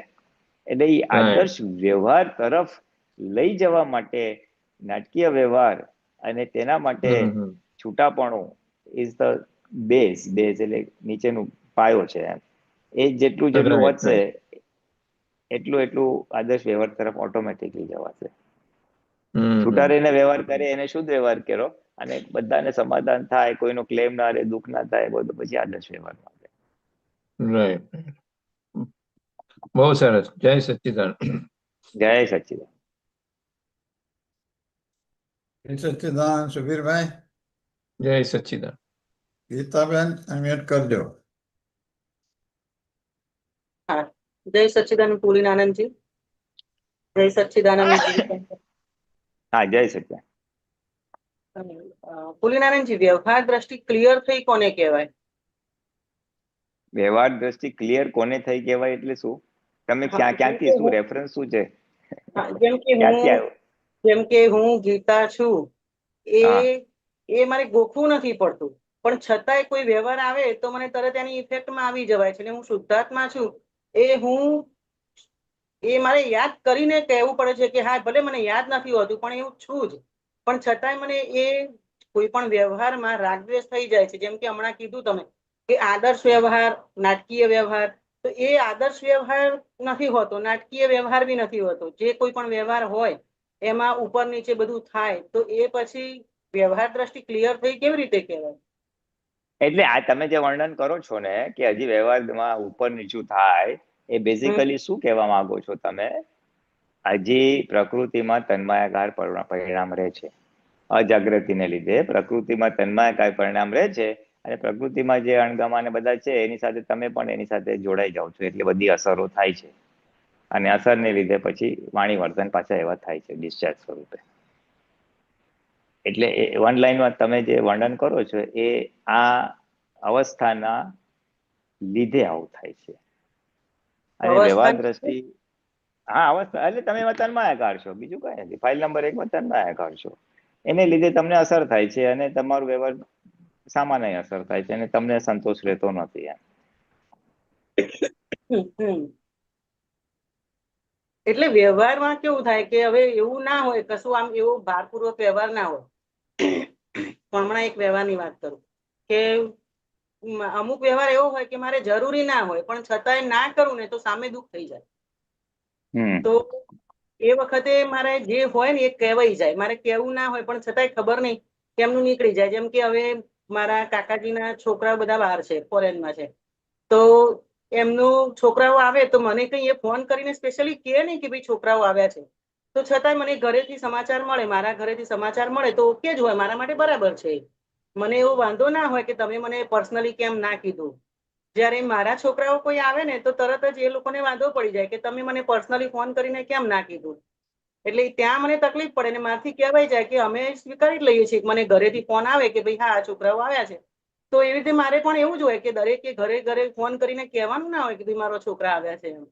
એટલે આવી રીતે અને ત્યાં તરત અમને ખોટું લાગી જાય કેમ કે તે મને આવું સામે કહી દીધું એમ કે ભાઈ ત્યાં તમે અમને ફોન નથી કર્યો એટલે આવી રીતે અમને દુઃખ થઈ જાય નાનું નાનું તો કેટલું બધું બને. હા, એટલે એમાંથી આપણને સમજ પડે ને આની પાછળનો પાયો શું છે, આપણું પોતાપણું. કે મને મળી જાય છે સમાચાર તો મારે જરૂરી નથી કે મારે કેવું, હું ખોટું નથી લગાડતી તો તમને કેમ ખોટું લાગે છે, એ આપડી છે ને. કોઈ માણસ ટાઈમસર બધી જતો હોય ને કોઈ ટાઈમસર ના આવે તો એને ખોટું લાગે, તું ટાઈમસર કેમ આવો. એટલે આપણી અપેક્ષા સામે આપણી અપેક્ષા રાખીએ છીએ એમ, ચાલો. એટલે એ પોતાપણું છે આપણું, અને પોતાપણાના આધારે પછી એ પ્રમાણે ના થાય એટલે બુદ્ધિ ઉછળે, અને બુદ્ધિ ઉછળે એટલે પછી વાણીમાં નીકળે. ઉછળે એટલે બુદ્ધિ એને દોષિત જુએ, અને બુદ્ધિ એને દોષિત જુએ એટલે પછી તમે બોલો કે તમે અમને તો કહેતા નથી તો અમારી પાસે અપેક્ષા તમે કેમ રાખો છો, એવું હોય. હા, એટલે યુ સી બુદ્ધિ ઉછળે એનો વાંધો નહીં. આપણે જાગૃતિમાં આવવું જોઈએ કે અમારા પોતાપણ લીધે અમારી બુદ્ધિ ઉછળી, અને બુદ્ધિ ઉછળી એટલે કહેવાય ગયું, ચલો ફર્સ્ટ ટાઈમ કહેવાય ગયું. હવે એનો ઉપાય શું, સોલ્યુશન શું? તો બીજી વાર જાગૃતિ રાખવાની કે શેને લીધે આ બોલાઈ ગયું, તો કે બુદ્ધિએ અન્યાય જોયો. બુદ્ધિએ શેના આધારે અન્યાય જોયો, તો કે પોતાપણાનું અપેક્ષા હતી એને લીધે. તો હવે કરવાનું શું, તો કે હવે આપણે કાં તો વ્યવસ્થિત કરીને સંભાવે નિકાલ કરો કે એ લોકો કે તમે કીધું નહીં તો આપણે કહેવાનું, અને એ લોકો ના કે તો ચલવી લેવાનું. દેટ ઇઝ એક આસ્પેક્ટ. અને એમાં આપણને ઇમ્બેલેન્સ લાગતું હોય, વ્યવહાર સરખો નથી અરસપરસનો, તો ત્યાં આપણે કહેવાનો વારો આવે તો આપણે ત્યારબાદ રીતે કહેવાની શક્તિ માંડવી પડે અને શક્તિ ખીલવવી પડે. કહેવાનું ખરું, તમારા જે રિલેટિવને કહેવાનું ખરું, પણ કહેતા પહેલા એક ફિલ્ટર મૂકવાનું કે દાદા ભગવાન એને અનુકૂળ પડે એવી રીતના વાણી બોલવાની શક્તિ આપો, અથવા સ્યાદવાદ વાણી બોલવાની શક્તિ આપો. અને પછી તમે બોલશો તો પ્રેમપૂર્વક નીકળી જશે કે ભાઈ આમાં એટલે હસતા હસતા કે એને વાગે બી નહીં અને એક ટકોર બી થઈ જાય. નો આ એક કોમન સિદ્ધાંત છે. આજે તમારો ઘણા વખતથી આ ચાલે છે પ્રશ્ન, જ્યાં કોઈ પણ વ્યવહારમાં અહંકાર ભળીને વ્યવહાર થશે એટલે સામાન્ય અહંકારને વાગશે. એટલે પણ હવે હોય છે, મારે તો એવું ખ્યાલ આવે છે કે બહુ બધાને આ વાણી વાળી મારી જે વસ્તુ છે બહુ બધાને કમ્પ્લેન છે મારા માટે. બીકોઝ તમે હળહળાટ તન્મયાકાર છો. અને C there are two things. અરે બહુ સિમ્પલ છે, એનું સોલ્યુશન સિમ્પલ છે જો પકડાઈ જાય તો. આજે થઈ જાય છે ને એટલે શું છે, અહંકાર, મારા અહંકારને ઠેસ પહોંચે એટલે મારો અહંકાર ઉછળે ધાપ કરતું થઈ જાય. હવે એમાં હું ભળું છું એટલે બધી અસરો થાય છે સામાન્ય. હવે મારો અહંકાર કાઢવાનો કેવી રીતે, તો there are two approaches. one is અહંકાર અને બુદ્ધિથી તમે ધાપ કરીને વ્યવહાર થાય, અને કાં તો હૃદયથી વ્યવહાર થાય, અથવા જ્ઞાનથી વ્યવહાર થાય. એટલે હવે હૃદયથી વ્યવહાર થાય ને ત્યારે અહંકાર ને બુદ્ધિ વિડ્રો થઈ જાય, એ ના હોય ખ્યાલો. અને એટલે વિડ્રો એટલે એ પછી હૃદયથી થાય. તમારી બેસ્ટ ફ્રેન્ડે આવી ભૂલ કરી તો કે જ ને, અરે યાર તું યાર આવું કરે યાર, આમ તો કઈ કરાતું હશે યાર, સમજીને કર ને યાર જરા. બેસ્ટ ફ્રેન્ડ સાથે કેવી હાર્ટીલી વાત થાય છે, એને વાગતું નથી ખ્યાલો.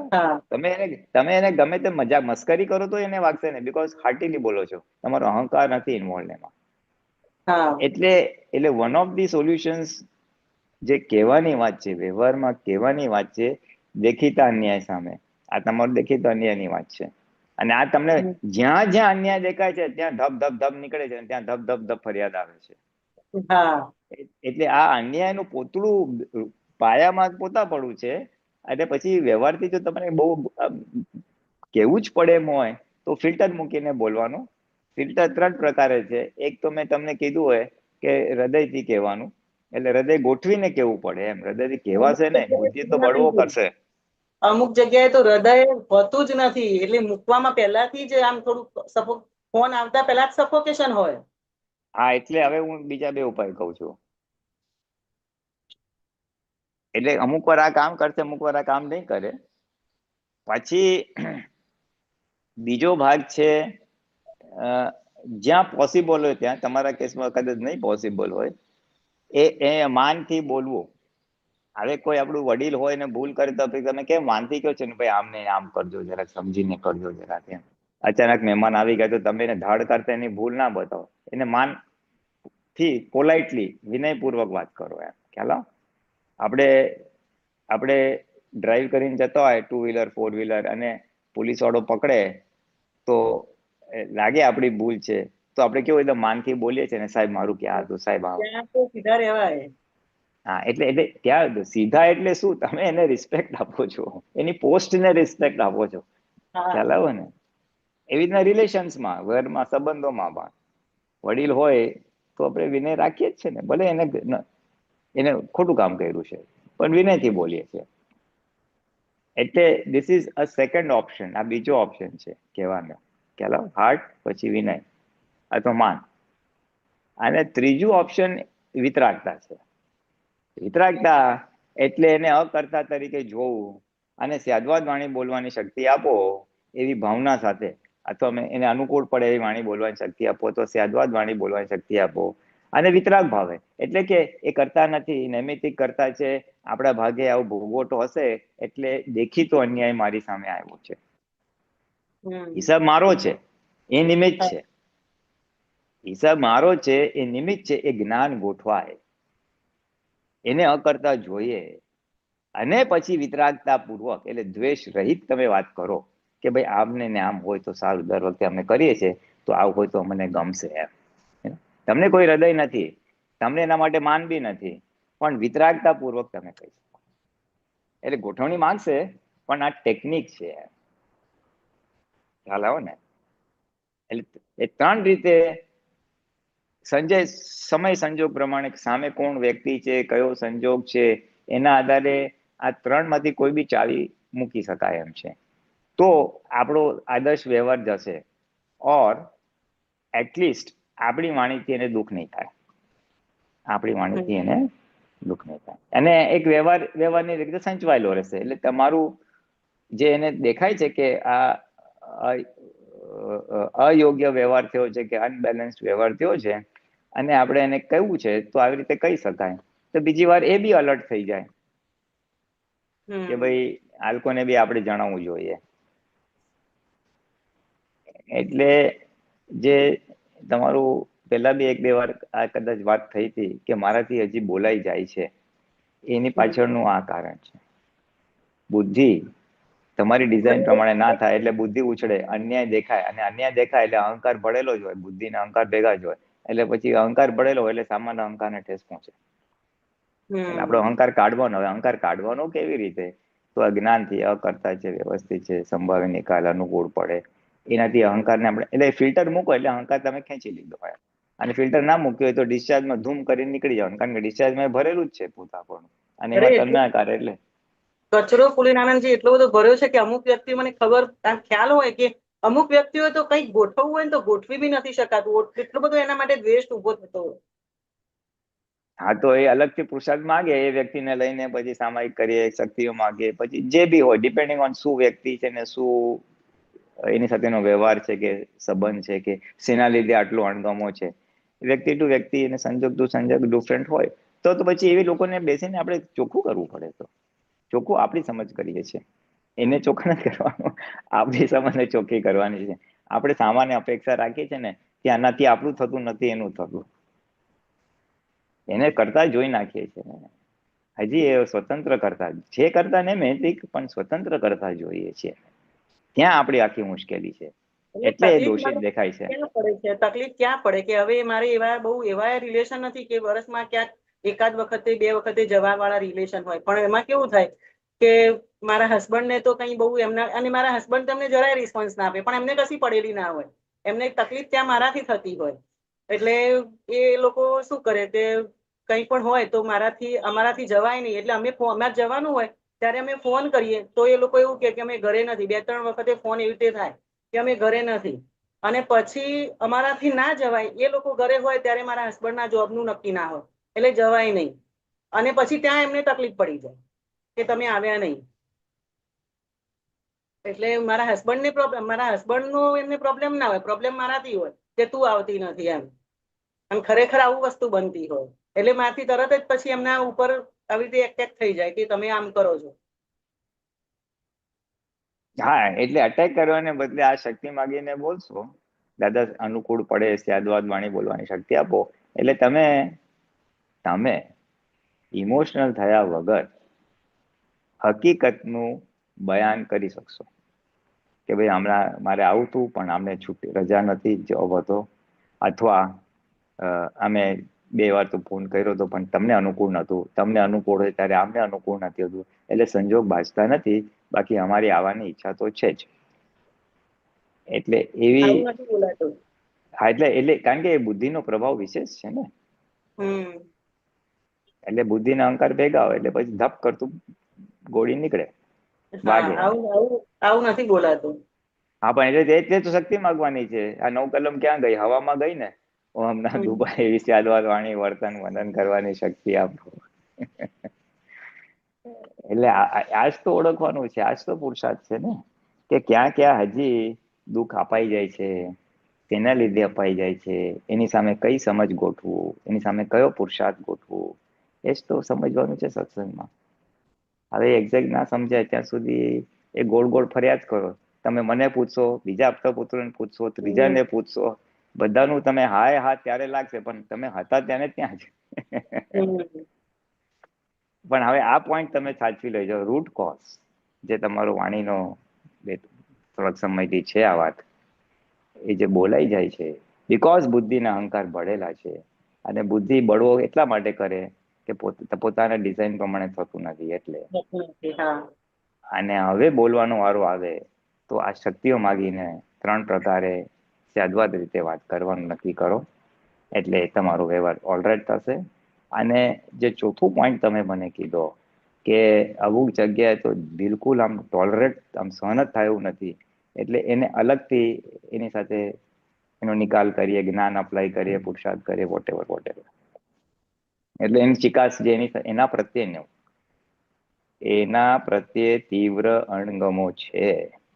તીવ્ર અણગમોને જ્ઞાને કરીને, પ્રતિગમન કરીને, સમજણે કરીને, જે બી હોય વોટેવર ઇટ ઇઝ, એને ઓગાળ કરવાનો. આપણા અણગમાને ઓગાળ કરો. એટલે પછી ઢીલું થશે, પછી આ બધું કામ કરશે, આ બધી ચાવીઓ 3 ચાવીઓ કામ કરશે બોલવાની.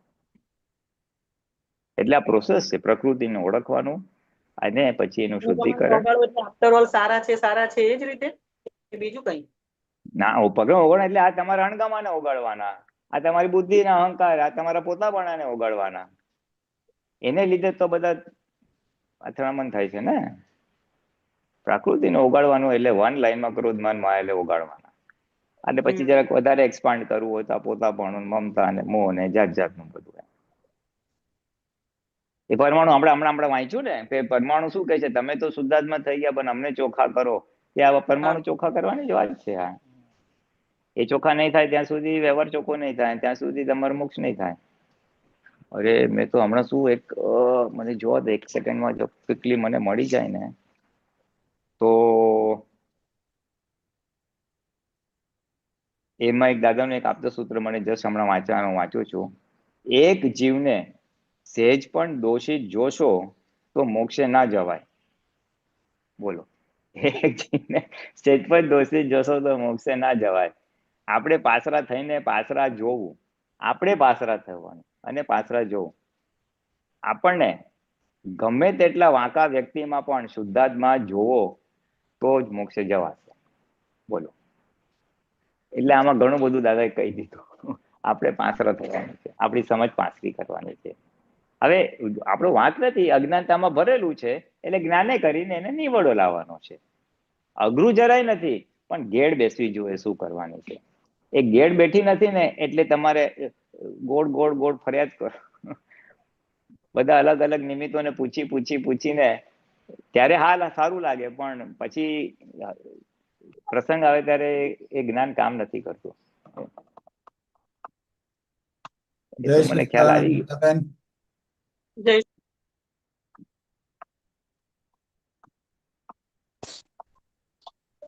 હલો, કરજો. હા, જય સચિદાનંદ દિલીપભાઈ. આપણા પૂરેનાનંદજી જય સચિદાનંદ.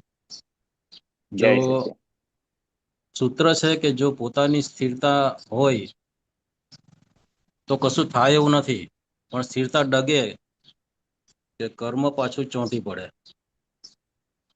હમ જો પોતાની સ્થિરતા હોય તો કશું થાય એવું નથી, હમ પણ સ્થિરતા ડગે કે કર્મ પાછું ચોંટી પડે. હમ થોડું પ્રકાશ પડો એટલે ને એટલે એમાં. આમાં બહુ સિમ્પલ છે, બહુ લાંબુ કાંઈ નહીં. પોતાની સ્થિરતા ડગે નહીં એટલે શું? હું શુદ્ધાત્મા છું, એ જાગૃતિ જો જાય નહીં તો આપણને કોઈ કર્મ ચોટે એટલે આપણને કોઈ અવસ્થાની અસર ના થાય. અરે જો આપણી સ્થિરતા ડગી એટલે કે હું શુદ્ધાત્મા છું, એ જાગૃતિ ખસી તો પછી આપણને સંજોગોની અસર થાય અથવા વ્યક્તિના વ્યવહારની અસર થાય. ફાઇલ નંબર એક છે એ તો ચંચળ સ્વભાવનું જ છે ને આખું. કેવા સ્વભાવનું છે? ચંચળ સ્વભાવનું એટલે સ્થિરતા નથી ને ફાઇલ નંબર 1 માં. File number 1. હા તો એને સ્થિર કરો ને ધીમે ધીમે. એ કેવી રીતે સ્થિર થાય કે 5 આજ્ઞામાં રહીએ તો? હા, ઉપયોગની ગોઠવણી કર્યા કરો. કઈ આત્મા પક્ષે સ્પેર ટાઈમનો તમે સદુપયોગ કરો. તમારી ગતિ કામ કરવાની ધીમી કરો. થોડીક સમયનો સદુપયોગ આત્મા પક્ષે કઈ ને કઈ કરો તો પછી ચંચળતા ધીમે ધીમે ઓછી થાય. ચંચળ એટલે એટલું ચંચળ નથી, એ બુદ્ધિના ડખા જ છે વધારે. બુદ્ધિ જ ઇમોશનલ કરતી હોય છે. પછી આ જે સુબીરભાઈ જે સૂત્ર મૂક્યું હતું ને, મોહની ડેફિનેશન આખી. હા, એમાં ગુલતાન શબ્દ આવે. ગુલતાન એટલે એમાં શું હોય કે બીજા બધામાં ગુલતાન એટલે જે હિન્દીમાં નીચે લખ્યું હતું ને તન્માયકાર, એના જેવું થાય. મસ્તીમાં હોવું એમ. મસ્તીમાં મસ્ત. એટલે આ ચિત્ત બધું આમ અલગ અલગ જગ્યાએ આપણે ભટકે. ફાઇલ નંબર 1 નું ચિત્ત ભટકે અને અમુક એને ઈચ્છાઓ થાય, એ બધું ગુલતાન કહેવાય બધું આખું. એટલે એ તન્માયકાર થાવ તો ગુલતાન, તન્માયકાર થાવ એ ગુલતાન કહેવાય. ચિત્ત ભટકે એ તો ભટકે, પણ તમે જાગૃતિ પૂર્વક એને જોઈને પાછું વાળો તો વાંધો નથી. તો મોહની ડેફિનેશનમાં તો એક્ઝેક્ટ કે જેમ છે તેમ નથી દેખાતું, એ બી ખરું ને કે આપણે જેમ છે તેમ જાણાતું નથી, દેખાતું નથી. એઝ ઇટ ઇઝ નથી દેખાતું. હા, મોહ એટલે મૂર્છિત થઈ જવું. ભાન ભૂલાઈ જાય એટલે એક્ઝેક્ટ દેખાય જ નહીં ને. દારૂ પીધા પછી તમને દેખાય એક્ઝેક્ટ? એના જેવું.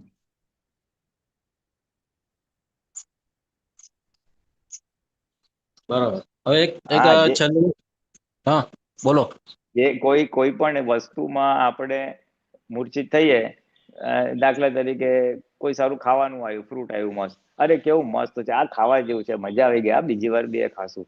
એટલે તમે એમાં તન્માયકાર થઈ જા એટલે તમને આ ફાઇલ રૂપે દેખાય જ નહીં. આ ટેમ્પરરી સુખ છે એવું કઈ દેખાય જ નહીં. આ તો ઉદયને આધીન છે, પુણ્યને આધીન છે એવું કઈ દેખાય જ નહીં. એ બધું એમાં ખેંચાઈ ગયા. કોઈ છોકરાઓ હોય જે બહુ માન આપતા હોય, માનતા હોય, સ્ત્રી હોય, વાઈફ હોય, ગમે તે એ આપણને ઓલું કરતો એટલે હા બસ આજ છે, આજ કરવા જેવું છે, આપણે આજ સાચવશું. એટલે આખું ભાન ભૂલાવી દે તમને, શુદ્ધાત્મા ને બધું. એટલે અનેક પ્રકારે વસ્તુ ભાન ભૂલાવી દે છે. કોઈને મોબાઈલ નો શોખ હોય તો મોબાઈલમાં આખો અંદર ઘૂસી ગયો તો 1 કલાક ક્યાં જતો રહ્યો તો ખબર જ ના પડે, તો આખો ભાન ભૂલાઈ જાય. જ્યાં જ્યાં ભાન ભૂલાઈ જાય એ બધું મોજ છે બધું. આપણે સત્સંગ સાંભળીએ એમાં બી આપણે આમ એકદમ શુદ્ધાત્માનું લક્ષ ચૂકી જાય કે આપણે ધ્યાનથી સાંભળીએ. એનો વાંધો નથી. તમે વિતરાગની વાણી વિતરાગ બનાવશે એટલે એમાં તન્મયાકાર વાંધો નથી. એ અવિનાશી તરફ લઈ જનાવશે. એને પ્રશસ્ત રાગ બી કે છે. જ્ઞાની પ્રત્યેના રાગને પ્રશસ્ત રાગ કીધો. એ રાગ સંસારના રાગ તોડાવનારું છે. એનો મોહ હશે તો વાંધો નહીં આવે. સિમંદર સ્વામી માટે બહુ ભાવ થશે તો વાંધો નહીં આવે. અલ્ટિમેટલી એ વિતરાગ છે એટલે એને તો ચોટશે જ નહીં. આપણે બી ઉલટાના એના જેવા વિતરાગ થઈ જશે. દાદા કે મારા પર જેટલો મોહ કરવો એ કરો, કારણ કે હું તો શુદ્ધ, હું દેહાતી દશામાં છું એટલે મને તમારો મોહ છોડશે નહીં. તમે કોઈ વ્યક્તિને કહો મારા પર જેટલો મોહ કરવા કહો, એ આપણા એટલો મોહ કરશે તો આપણને અસર થઈ જશે, કારણ કે આપણે દેહાતી થયા નથી હજી. પણ ના તો કે અમે તો વિતરાગ છે, તમારે જેટલો મોહ કરવો એ કરો. એ પૂતગલ અને વિતરાગતા પર મોહ છે ને. તમારા જ્ઞાની ને જ્ઞાનીના વિતરાગતા પર મોહ છે. એટલે એ તમને વિતરાગ જ બનાવશે, એટલે તમને સંસારથી છોડાવશે જ, કારણ કે એ છૂટેલા છે. બરાબર, પ્રશસ્ત રાખે. હા, એટલે એ આ બધી વસ્તુ આના સિવાય છૂટકો જ નથી. સંસારથી બહાર કેવું છે કે ચા પીતા પીતા ચા બસ તો છે મીઠી, હા મજા આવી ગઈ, પછી કોઈ જલેબી ખવડાવી દીધી તો ચા ઓટોમેટિક ફીકી થઈ જાય, ચાને ફીકી ના કરવી પડે. એટલે તમે વધારે સુખ ક્યાંક ચાખો, ચિત્ત એમાં જાય એટલે ઓલું સુખ એની મેં ખરી પડે. એટલે હા, એટલે રિયલ પક્ષનું સુખ, વિતરાગતાનું સુખ, જ્ઞાની તીર્થંકરનું વાણી ભજના જે કયો તે, એ જેમ જેમ થાય એમ એમ સંસારનો મોહ ને બધો ખરતો જાય. પછી એક લાસ્ટ એક છેલ્લું સૂત્ર છે કે સંભાવે નિકાલ કરે એટલે શક્તિ ગુણાકાર થાય, ફરીવાર કરે તો એથી ડબલ ગુણા થાય. સંભાવે નિકાલ કરે તો શક્તિ ગુણાકાર થાય. ક્યાંથી લાવ્યા તમે? આ આપતો સૂત્ર જ છે, નંબર આપતો સૂત્ર છે 7225 7225 7225. હા હા, સંભાવે નિકાલ. હે ના, બહુ સારો સૂત્ર છે, કારણ કે આ હું પહેલી વાર સાંભળું છું કે સંભાવે નિકાલ કરતા શક્તિઓ ગુણાકાર થાય. બાકી આ ગુણાકારનો કોન્સેપ્ટ દાદાએ તપમાં કીધેલો છે કે જેટલું તપ કરો ને, એક વાર તપ કરો તો 2 વાર તપ કરવાની શક્તિ આવે, 2 વાર કરો તો 4 વાર કરવાની શક્તિ, એમ ગુણાકારથી વધે. એવી રીતે સંયમમાં બી કીધું છે, સંયમ 1 વાર કરો તો 2 વાર વધે ને એવી રીતના. અને આ સંભાવે નિકાલ એટલે એમાં બી ગુણાકારથી વધે, 1 વાર કરો એટલે 2 વાર કરવાની શક્તિ આવે એમ. અને 2 વાર કરો તો 4 વાર. ડબલ ગુણાકાર એટલે મલ્ટીપ્લાય થયા જ કરે એમ, મલ્ટીપ્લાય હા, થયા કરે. મલ્ટીપ્લાય થાય. હા હા હા, 1 2 4 16 એવી રીતે. તો એ એટલે ક્રોધમાન માયાલોભ ના થવા જોઈએ ફાઇલ નંબર 1 ને, તો સંભાવે નિકાલ થઈ ગયો કહેવાય. ના, એ ઉભા થાય ત્યારે તમે નક્કી કરો, હે દાદા આ ફાઇલનો સંભાવે નિકાલ કરવાની શક્તિ આપો. સંભાવે નિકાલ કે એમને એમ હાલતા ચાલતા નથી, કઈક આવે ત્યારે તમે બોલશો ને કે ફાઇલ આવી સંભાવે નિકાલ, અને એ તમે બોલો એટલે ઓટોમેટિક સંયમ આવી જ ગયો ત્યાં. એટલે તમે નક્કી કર્યું કે સંભાવે નિકાલ, એટલે એ તમારું ગણાઈ જ ગયું. પછી એ આંતરિક શું કહેવાય સંયમ છે. બહાર કદાચ ના બી દેખાય પણ અંદર તો થઈ ગયો એમ. પછી એક આ તપ વિશે તમે કહ્યું ને, તપ 7228 છે કે દરેક તપ એન્ડ 7228 7228 દરેક તપ એન્ડ વાળું છે, કારણ કે એ સંયોગ છે ને, એટલે દરેક સંયોગ એન્ડ વાળો હોય વિયોગી સ્વભાવનો. તપ એન્ડ વાળું છે એટલે તપનો અંત આવે છે એમ. હા, આવે ને, બરાબર છે, કારણ કે તપ સંયોગ સાથે રિલેટેડ છે, સંકળાયેલું છે. અને સંયોગ વિયોગી બી સંબંધ, એટલે તપ બી વિયોગી સંબંધ થશે. તમારે કોઈ સાથે ભાવતું ના હોય ને રોજ ત્રાસ આપતું હોય, એ ક્યાં સુધી ત્રાસ આપશે? જ્યાં સુધી એ જીવે છે ત્યાં સુધી, અથવા તમે જીવો છો ત્યાં સુધી. પછી તો વિયોગ થઈ જ જવાનું. હા, એ રીતે. અને કોઈ આપણી જોડે ઝઘડો મારામારી કરવા આવે ને, તો આપણે એનામાં શુદ્ધાત્મા જોઈએ એટલે પેલો એ ઠંડો પડી જાય છે. એ બી અનુભવમાં આવ્યું. એ અનુભવમાં જબરજસ્ત ફરક પડે એનામાં. માણસ પર બી કામ કરે, હિંસક પ્રાણી પર બી કામ કરે, બધા પર કરે. હા, એટલે એ કેટલો બધો એ પ્રભાવ છે સંભવ, એટલે હું શુદ્ધાત્મા છું એમાં કેટલું બધું વચન બળ છે આખું, કેટલું બધું છે. હા, એ આખી સાયન્ટિફિક પ્રક્રિયા છે આખી. પ્રક્રિયા, અને સંભાવે નિકાલ કરવો જ છે એમ આપણે કહ્યું ને, તો એ થઈ જાય છે, સંભાવે નિકાલ બી થઈ જાય છે. એટલે મારે સંભાવે નિકાલ સામે તમે કીધું ને કે ઓલો ઝઘડો કરવા આવ્યો હોય કે મારામારી કરવા આવ્યો હોય, ત્યાં બી તમે બોલો આ ફાઇલ આવી સંભાવે નિકાલ કરવાની શક્તિ આપો, તો એ બી એની અસર પડે એના ઉપર અને ઢીલો થઈ જાય. બેઉ કામ કરે, શુદ્ધાત્મા બી કરે, આ બી કરે. આમ ખાલી કહું છું, આ તો વાત કરું છું. આપણને જે વખતે જે હાજર થાય, જે હાજર થાય બેઉ કરેક્ટ જ છે. આ તો ખાલી વાત કરું છું, બેઉ કરેક્ટ છે. Both are right. તમને જે કામ તે વખતે જે હાજર થાય છે એ સમયે જે હાજર થાય છે. આજે દરેક બધાની પ્રકૃતિ અલગ અલગ હોય એટલે કોઈને અમુક વાક્ય ફાવે એટલે કે મને ધારો કે અનંત સુખનું ધામ છું એવું બોલો ફાવે, બીજાને એ ના ફાવે. પ્રકૃતિમાં બી બધો ડિફરન્સ હોય ને એમ. હા થાય ને થાય ને થાય ને થાય ને. પછી આજે એક છેલ્લું કે આ દાદાએ કહ્યું કે 14 વર્ષે તો તમને એમ કે બધું પૂરું થઈ જાય એમ કે, પણ આપણે તો હજી 20 વર્ષ થઈ ગયા જ્ઞાન લીધું ને આખું 14 વર્ષે તો બધું એમ કે નિવેડો આવી જાય એમ કે. એવું દાદાએ કહ્યું છે કે રામ ભગવાન વનમાં ગયા હતા 14 વર્ષે, 14 વર્ષે બધું નિવેડો આવી જાય બધું આપણે. તો હવે શું કરીશું આપણે એટલે આપણા મહાત્મા એટલે મારે તો કે 20-22 વર્ષ થઈ ગયા પણ હજી એ નિવેડો એમનો કેમ ના. હા એટલે દાદાને પૂછવું પડશે ભાઈ તમે 14 કીધું કેમ 14 ન થયું ને એમ. જય સચ્ચિદાનંદ દીપકભાઈ. જય સચિદાનંદ. જય સચ્ચિદાનંદ. 14 વર્ષ તમે આજ્ઞા પાડો તો. અચ્છા આજ્ઞા પાડો. ચાલો શાંતિ કાકા અનમ્યુટ કરજો. શાંતિ કાકા અનમ્યુટ કરજો.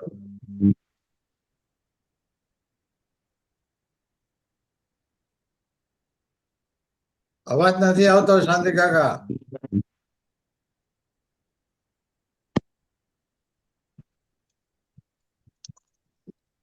જય સચ્ચિદાનંદ. હા હવે આવ્યો. જય જય સચ્ચિદાનંદ. સચ્ચિદાનંદ દિલીપભાઈ. જય સચ્ચિદાનંદ. જય સચ્ચિદાનંદ નરેશભાઈ. નરેશભાઈ નીકળી ગયા છે. હા હા પુલિનાનંદજીને જય સચ્ચિદાનંદ કરો. જય સચ્ચિદાનંદ પુલિનાનંદજી. હા જય સચ્ચિદાનંદ. હવે વ્યવહારમાં કોઈની પણ સાથે જ્યારે આપણે વર્તન કરીએ છીએ ત્યારે કેવી રીતે કરવું એનું તમે બહુ સ્પષ્ટીકરણ જબરજસ્ત કર્યું સાહેબ. એમાં મેં જે પ્રયોગો કર્યા એમાં એક વસ્તુ જે મને બરાબર ખટકે, ગમે તે કરો તો પણ વ્યવહાર આપણો ધારીએ એવો ના થઈ શકે. તો એ છે એના પ્રત્યેનો ગ્રંથિ, એના પ્રત્યેનો જે અભિપ્રાય ફિટ થઈ ગયો, એવો બેસી ગયો કે આ તો જ્યારે એની નામ આવે એની જ્યારે વાત થાય અંદરથી ઊભું થઈ જાય કે આ તો આવો જ છે. આપણે નથી કરવું સાહેબ, આપણે ઊભું કરવું નથી અને સતત થઈ જ જાય. તો એને ઓગાળવા માટે શું કરવું છે? આ શું કેવાય? આ ગાઢ નોંધ થઈ ગઈ છે એના માટે. હે હા શું કીધું? ગાઢ નોંધ. ગાઢ એટલે આપણને બહાર નીકળતો તકલીફ પડે સાહેબ. નીકળવું તો છે. એટલે પછી શું કરવું પડે? એવી હોય અમુક વ્યક્તિઓ સાથે એવું બની ગયું હોય, ગાઢ અભિપ્રાય બેસી ગયા હોય, એટલે એને પછી સામાયિકમાં લઈ અને એ વ્યક્તિને લઈ અને પછી કઈ રીતે એ નિર્દોષ છે અથવા કઈ રીતે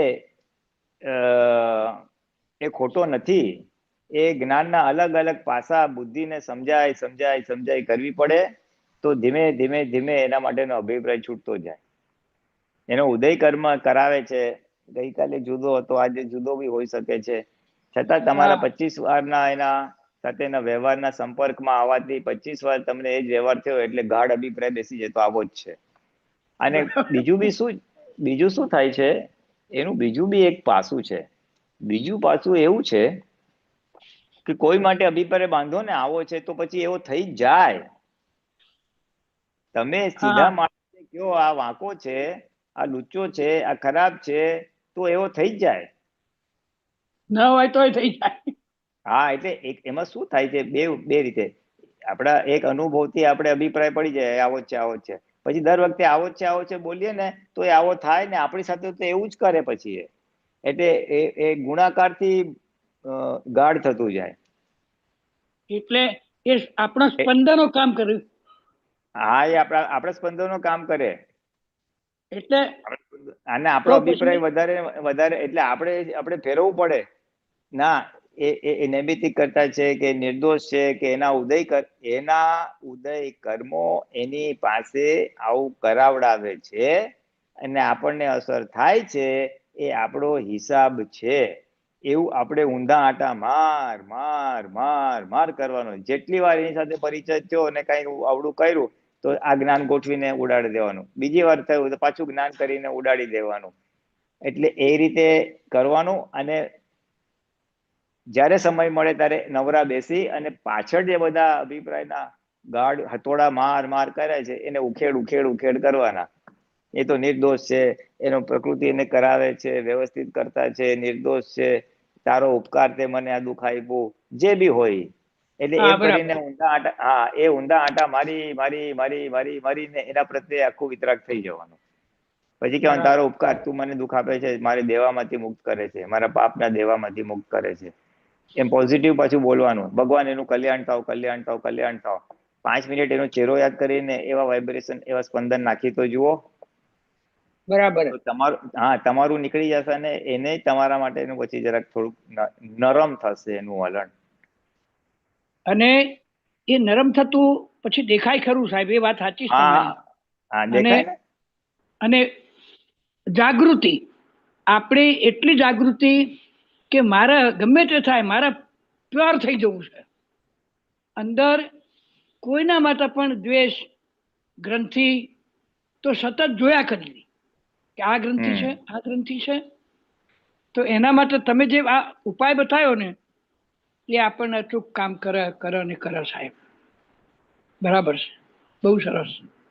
ચાલુ ત્યાંથી કરવાનું છે. મને જ્યાં જ્યાં અસર થાય છે ને એ ભાગ મારે અંદર તપાસ કરવાની. બસ તપાસ કરવાની. વાહ. કોઈની વાણી વાગે છે, કોઈનું અપમાન વાગે છે, કોઈનું વ્યવહાર વાગે છે, શું વાગે છે, ક્યાં અસર થાય છે. એટલે પછી અંદર એને લઈને આપણી પ્રકૃતિમાં શું ખામી છે એ તપાસ કરવાની. એટલે નબળાઈ એ તપાસ કરી પછી એની સામે જ્ઞાનનો ઉપાય કરવાનો.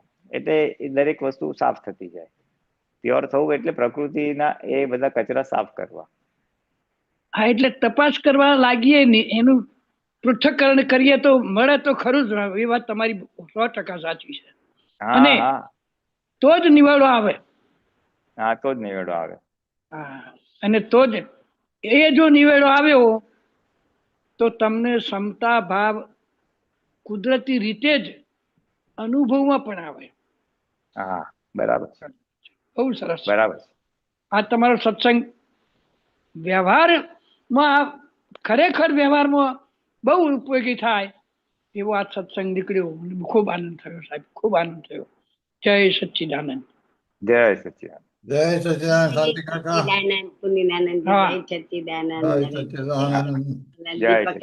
જય સચ્ચિદાનંદ દિલીપભાઈ. જય સચિદાનંદ. કિરણભાઈ જય સચ્ચિદાનંદ સ્વામિનારાયણજી. હા, જય સચ્ચિદાનંદ. બોલું જય સચ્ચિદાનંદ. સોરી. હા, મારો વિડિયો ચાલુ નહીં થાય કારણ કે કેમેરો બગડી ગયો છે. અવાજ સંભળાય છે? હા, સંભળાય છે. હા, ભોલીનારાયણજી, હવે મારો પહેલો પ્રશ્ન તો એ હતો કે આજે મેં 2 દિવસથી રજા લીધી છે, બરાબર. ગઈકાલે ને આજે હું ઘરે જ છું, પણ મને ઝૂમમાં ઓનલાઈન સત્સંગમાં જોઈન થવાનું મન જ નથી થતું. એનું શું કારણ? એટલે જોઈન તો થયા છો. આજે વરાણે થઈ, એમ જોયું પછી તમારું ભૂલીને પછી મને, એટલે મેં કીધું ને આવું કેમ હું લાવ પ્રશ્ન પૂછવો જ છે તો ભાઈ ભૂલીનાનંદજી જ છે તો પછી આજે પૂછી જ લઉં એમ કે એવું. એટલે અંતરાય કહેવાય એક જાતનો ને? ના, એ તો ના, શું કામ? એટલે ઓનલાઈન ઝૂમમાં જોઈન ન થવાનું કારણ તો તમને જ અંદર ખબર પડશે કે મન કેમ ના પાડે છે, બુદ્ધિ ના કેમ પાડે છે. તમે તપાસ કરો તો તમને જ અંદર ખબર પડી જશે. ના, એટલે એક કારણ તો એ છે કે ઘરે તો મારે હજુ પેલું જૈન પૂતગલના હિસાબે ગઈકાલે, એટલે આ ટાઈમે સેવા પૂજા કરવા જો દેરાસરમાં એમ, એટલે અડધો તો એમાં જાય એમ. એના કારણે પછી એવું થાય કે ક્યાં જોઈન કરવું. હવે મેં અત્યારે જસ્ટ જોઈન કર્યું 5 મિનિટ પહેલા જ, એટલે આગળનો સત્સંગ શું થયો એ ખ્યાલ ના હોય, પણ આજે મારે તો આ જ પ્રશ્ન પૂછ્યો અને આવું ઘણીવાર બને છે કે આમ રજા હોય અને મારાથી એટલે શું કહેવાય અંદર ધીરજ જ નહીં કે આવું 1.5 કલાક બેસી રહું સત્સંગ સાંભળું, પછી મને યુટ્યુબ પર હું લાઈવ સાંભળી લઉં બધા, અરે એટલે યુટ્યુબ પર સાંભળું, પણ ઝૂમમાં લાઈવ બેસવાનું મને સખત આમ ખબર નહીં કેમ ગમતું જ નથી. એ વન ઓફ ધ રીઝન્સ તમે બોલ્યા એ હશે કે તમારે ટાઈમ ક્લેશ થાય છે, તમારા સેવા પૂજાના ટાઈમ સાથે એ ક્લેશ તો થાય છે. છે. હા, એ તો ખરો જ. એટલે જ અત્યારે મેં આવીને મેં કીધું ચલો ચાલુ છે જોયું તો પછી મેં કહ્યું હવે જોઈન થવું એમ. પુલિનાનજી છે તો પછી આ પ્રશ્ન એમને પૂછ્યું. મેં એટલે કાલે એના ડાયરીમાં હા બોલો બોલો બોલો. હા એટલે આ કેવું છે કે એટલે આ એક દેખીતું કારણ છે, બીજા કારણ બી હોઈ શકે છે. અને કેવું છે, ઓલું ધીરજની વાત કરી ને તમે, એટલે હવે ઝૂમમાં કાં તો તમારો વારો આવે ને તમે પૂછીને નીકળી જાઓ આગળ, ઓલા યુટ્યુબમાં તો તમે ના ગમતું થોડું ફાસ્ટ ફોરવર્ડ કરી શકો ને, આમાં ફાસ્ટ ફોરવર્ડ ના કરી શકો ને. એટલે એ ધીરજનો ભાગ તમે કીધો ને, પ્રકૃતિમાં એટલી ધીરજનો ભાગ ઓછો હોય એટલે એવું બની શકે છે.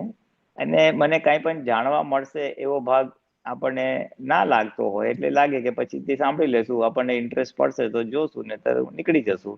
અથવા યુટ્યુબ હોય તો તમે એક બંધ કરી શકો અથવા થોડું ફાસ્ટ ફોરવર્ડ કરી શકો, એટલે પાછળથી જોવાનું ગમે થોડુંક કે મને કામમાં લાગે એવું કઈ છે કે નહીં એમ. કારણ કે એ તો બનવાનું. આમાં કેવું છે, દરેકના પ્રશ્નો જુદા જુદા હોય, દરેક વ્યક્તિ મહાત્માના પ્રશ્નો જુદા હોય, એટલે કદાચ એ આપણી સમસ્યા ના હોય તો આપણને લાભ ના થાય એવું પણ બની શકે છે. That's possible. એટલે કદાચ બુદ્ધિ ના પાડતી હોય કે કંટાળો આવતો હોય. That is one of the reasons. ચંચળતા is another reason. Time is one of the reasons.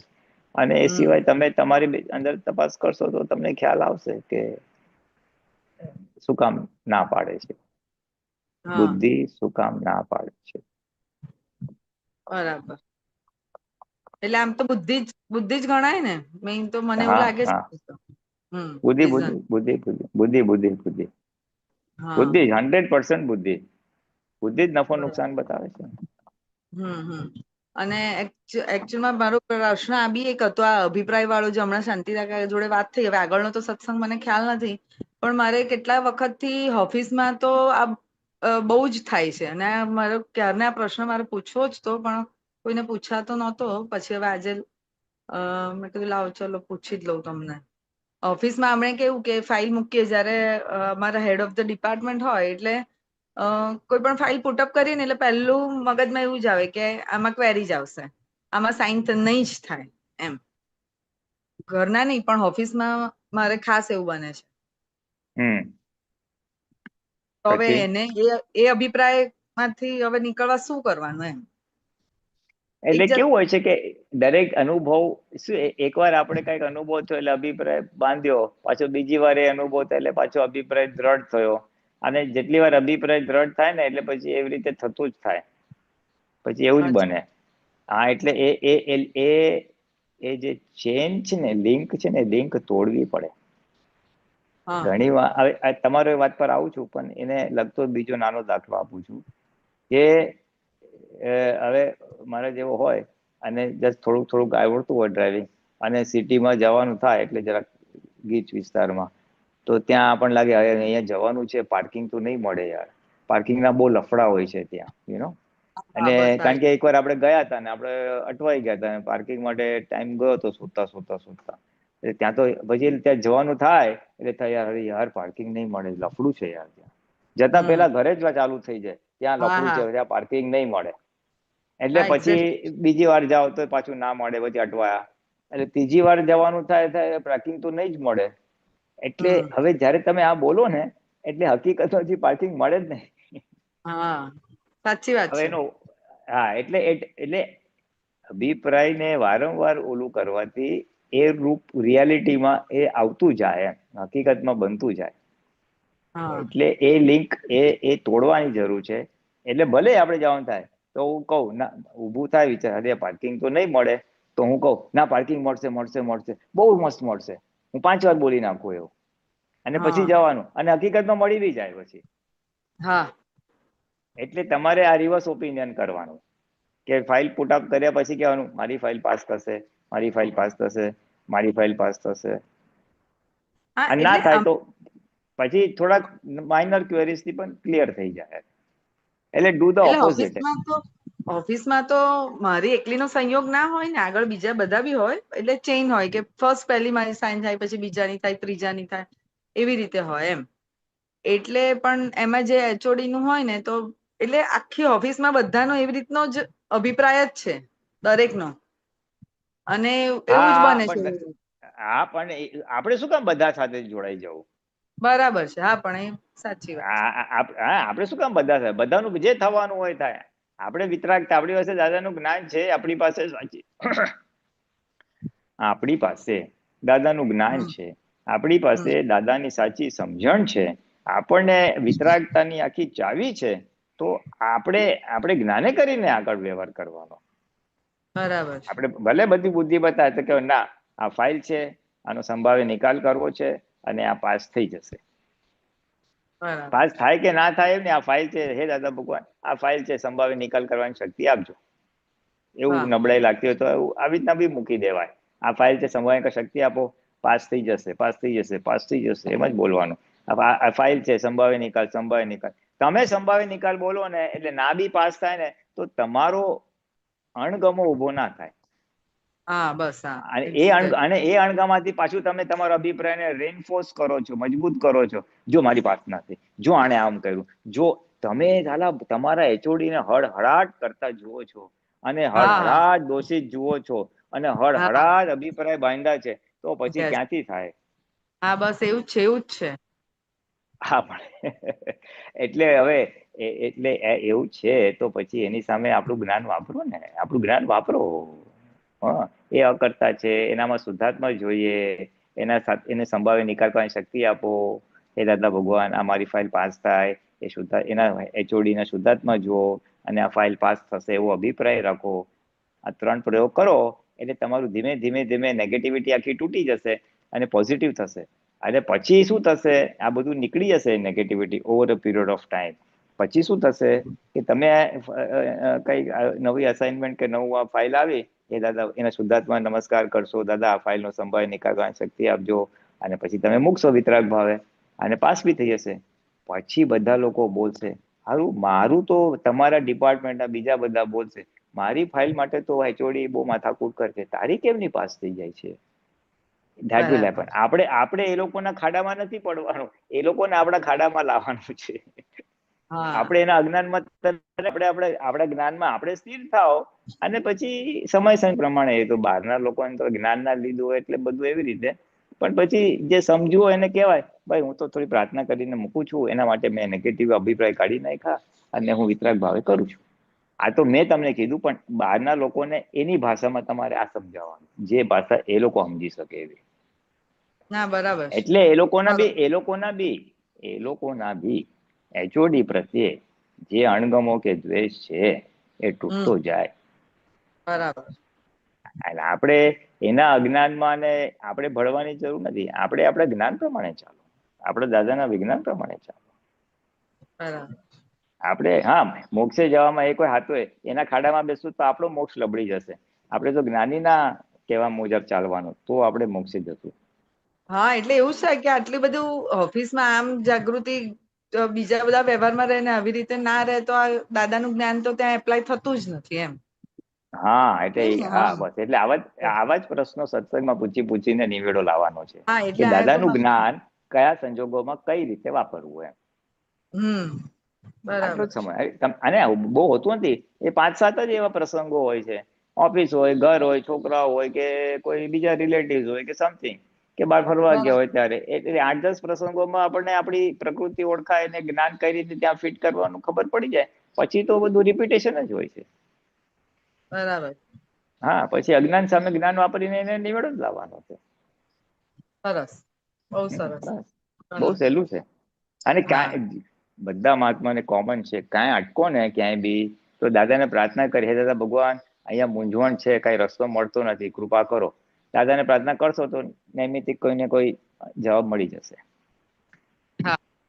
પણ બુદ્ધિના ચલણમાં બેસી રહેવું નહીં અને ભોગવટામાં બેસી રહેવું નહીં.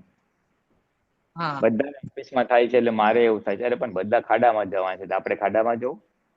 ના ના એ તો છે. એટલે આ રીતે. જય સચ્ચિદાનંદ કિરણબેન. હા જય સચ્ચિદાનંદ. પુલિનાનંદજી, આપણો ટાઈમ થઈ ગયો છે. તમે ત્રિમંત્ર બોલાવો. કિરણબેન, તમે ફોલો કરજો. હા. નમો વિતરાગાય, નમો વિતરાગાય, નમો અરિયંતાણમ, નમો અરિહંતાણમ, નમો સિદ્ધાણમ, નમો સિદ્ધાણમ, નમો આયરિયાણમ, નમો આયરિયાણમ, નમો વત્સાયાણમ, નમો ઉવજ્જાયાણમ, નમો લોય સવ સાહુણમ, નમો લોએ સવ્વ સાહુણમ, એસો પંચ નમોકારો, એસો પંચ નમુક્કારો, સૌ પાવપનાસણો, સવ્વ પાવપણાસણો, મંગલાણં ચ સવ્વેસે, મંગલાણમ ચ સવ્વેસિમ, પડમમ હવૈ મંગલમ. પડમમ હવૈ મંગલમ. ઓમ નમો ભગવતે વાસુદેવાય. ઓમ નમો ભગવતે વાસુદેવાય. ઓમ નમઃ શિવાય. ઓમ નમઃ શિવાય. જય સચ્ચિદાનંદ. જય સચ્ચિદાનંદ. જય સચ્ચિદાનંદ. જય સચ્ચિદાનંદ. જય સચ્ચિદાનંદ સર્વમાત્માઓને. હવે 4:30 વાગે કીર્તન ભક્તિ અને રાતના 9 વાગ્યાનો ગ્લોબલ સત્સંગ. બધાને પધારવા વિનંતી છે અને હવે બધા અનમ્યુટ કરી શકો. જય સચ્ચિદાનંદ દિલીપભાઈ. જય સચ્ચિદાનંદ પુલિનાનંદજી. સચ્ચિદાનંદ પુલિનાનંદજી. જય સચ્ચિદાનંદ જય સચ્ચિદાનંદ પુલિનાનંદજી. સર્વમહાત્માઓને જય સચ્ચિદાનંદ. જય સચ્ચિદાનંદ. બધાને જય સચ્ચિદાનંદ. માસીને જય સચ્ચિદાનંદ. પરેશભાઈ જય સચ્ચિદાનંદ. પારુલબેન, અતુલભાઈ, દિનેશભાઈ, હર્ષ ત્રિવેદી, આસુમતીબેન, દિનેશભાઈ, બધા મહાત્માઓને બધાને જય સચ્ચિદાનંદ. જય સચ્ચિદાનંદ. જય સચ્ચિદાનંદ સર્વમાત્માઓ. જય દિલીપભાઈ જય સચ્ચિદાનંદ. જય સચ્ચિદાનંદ.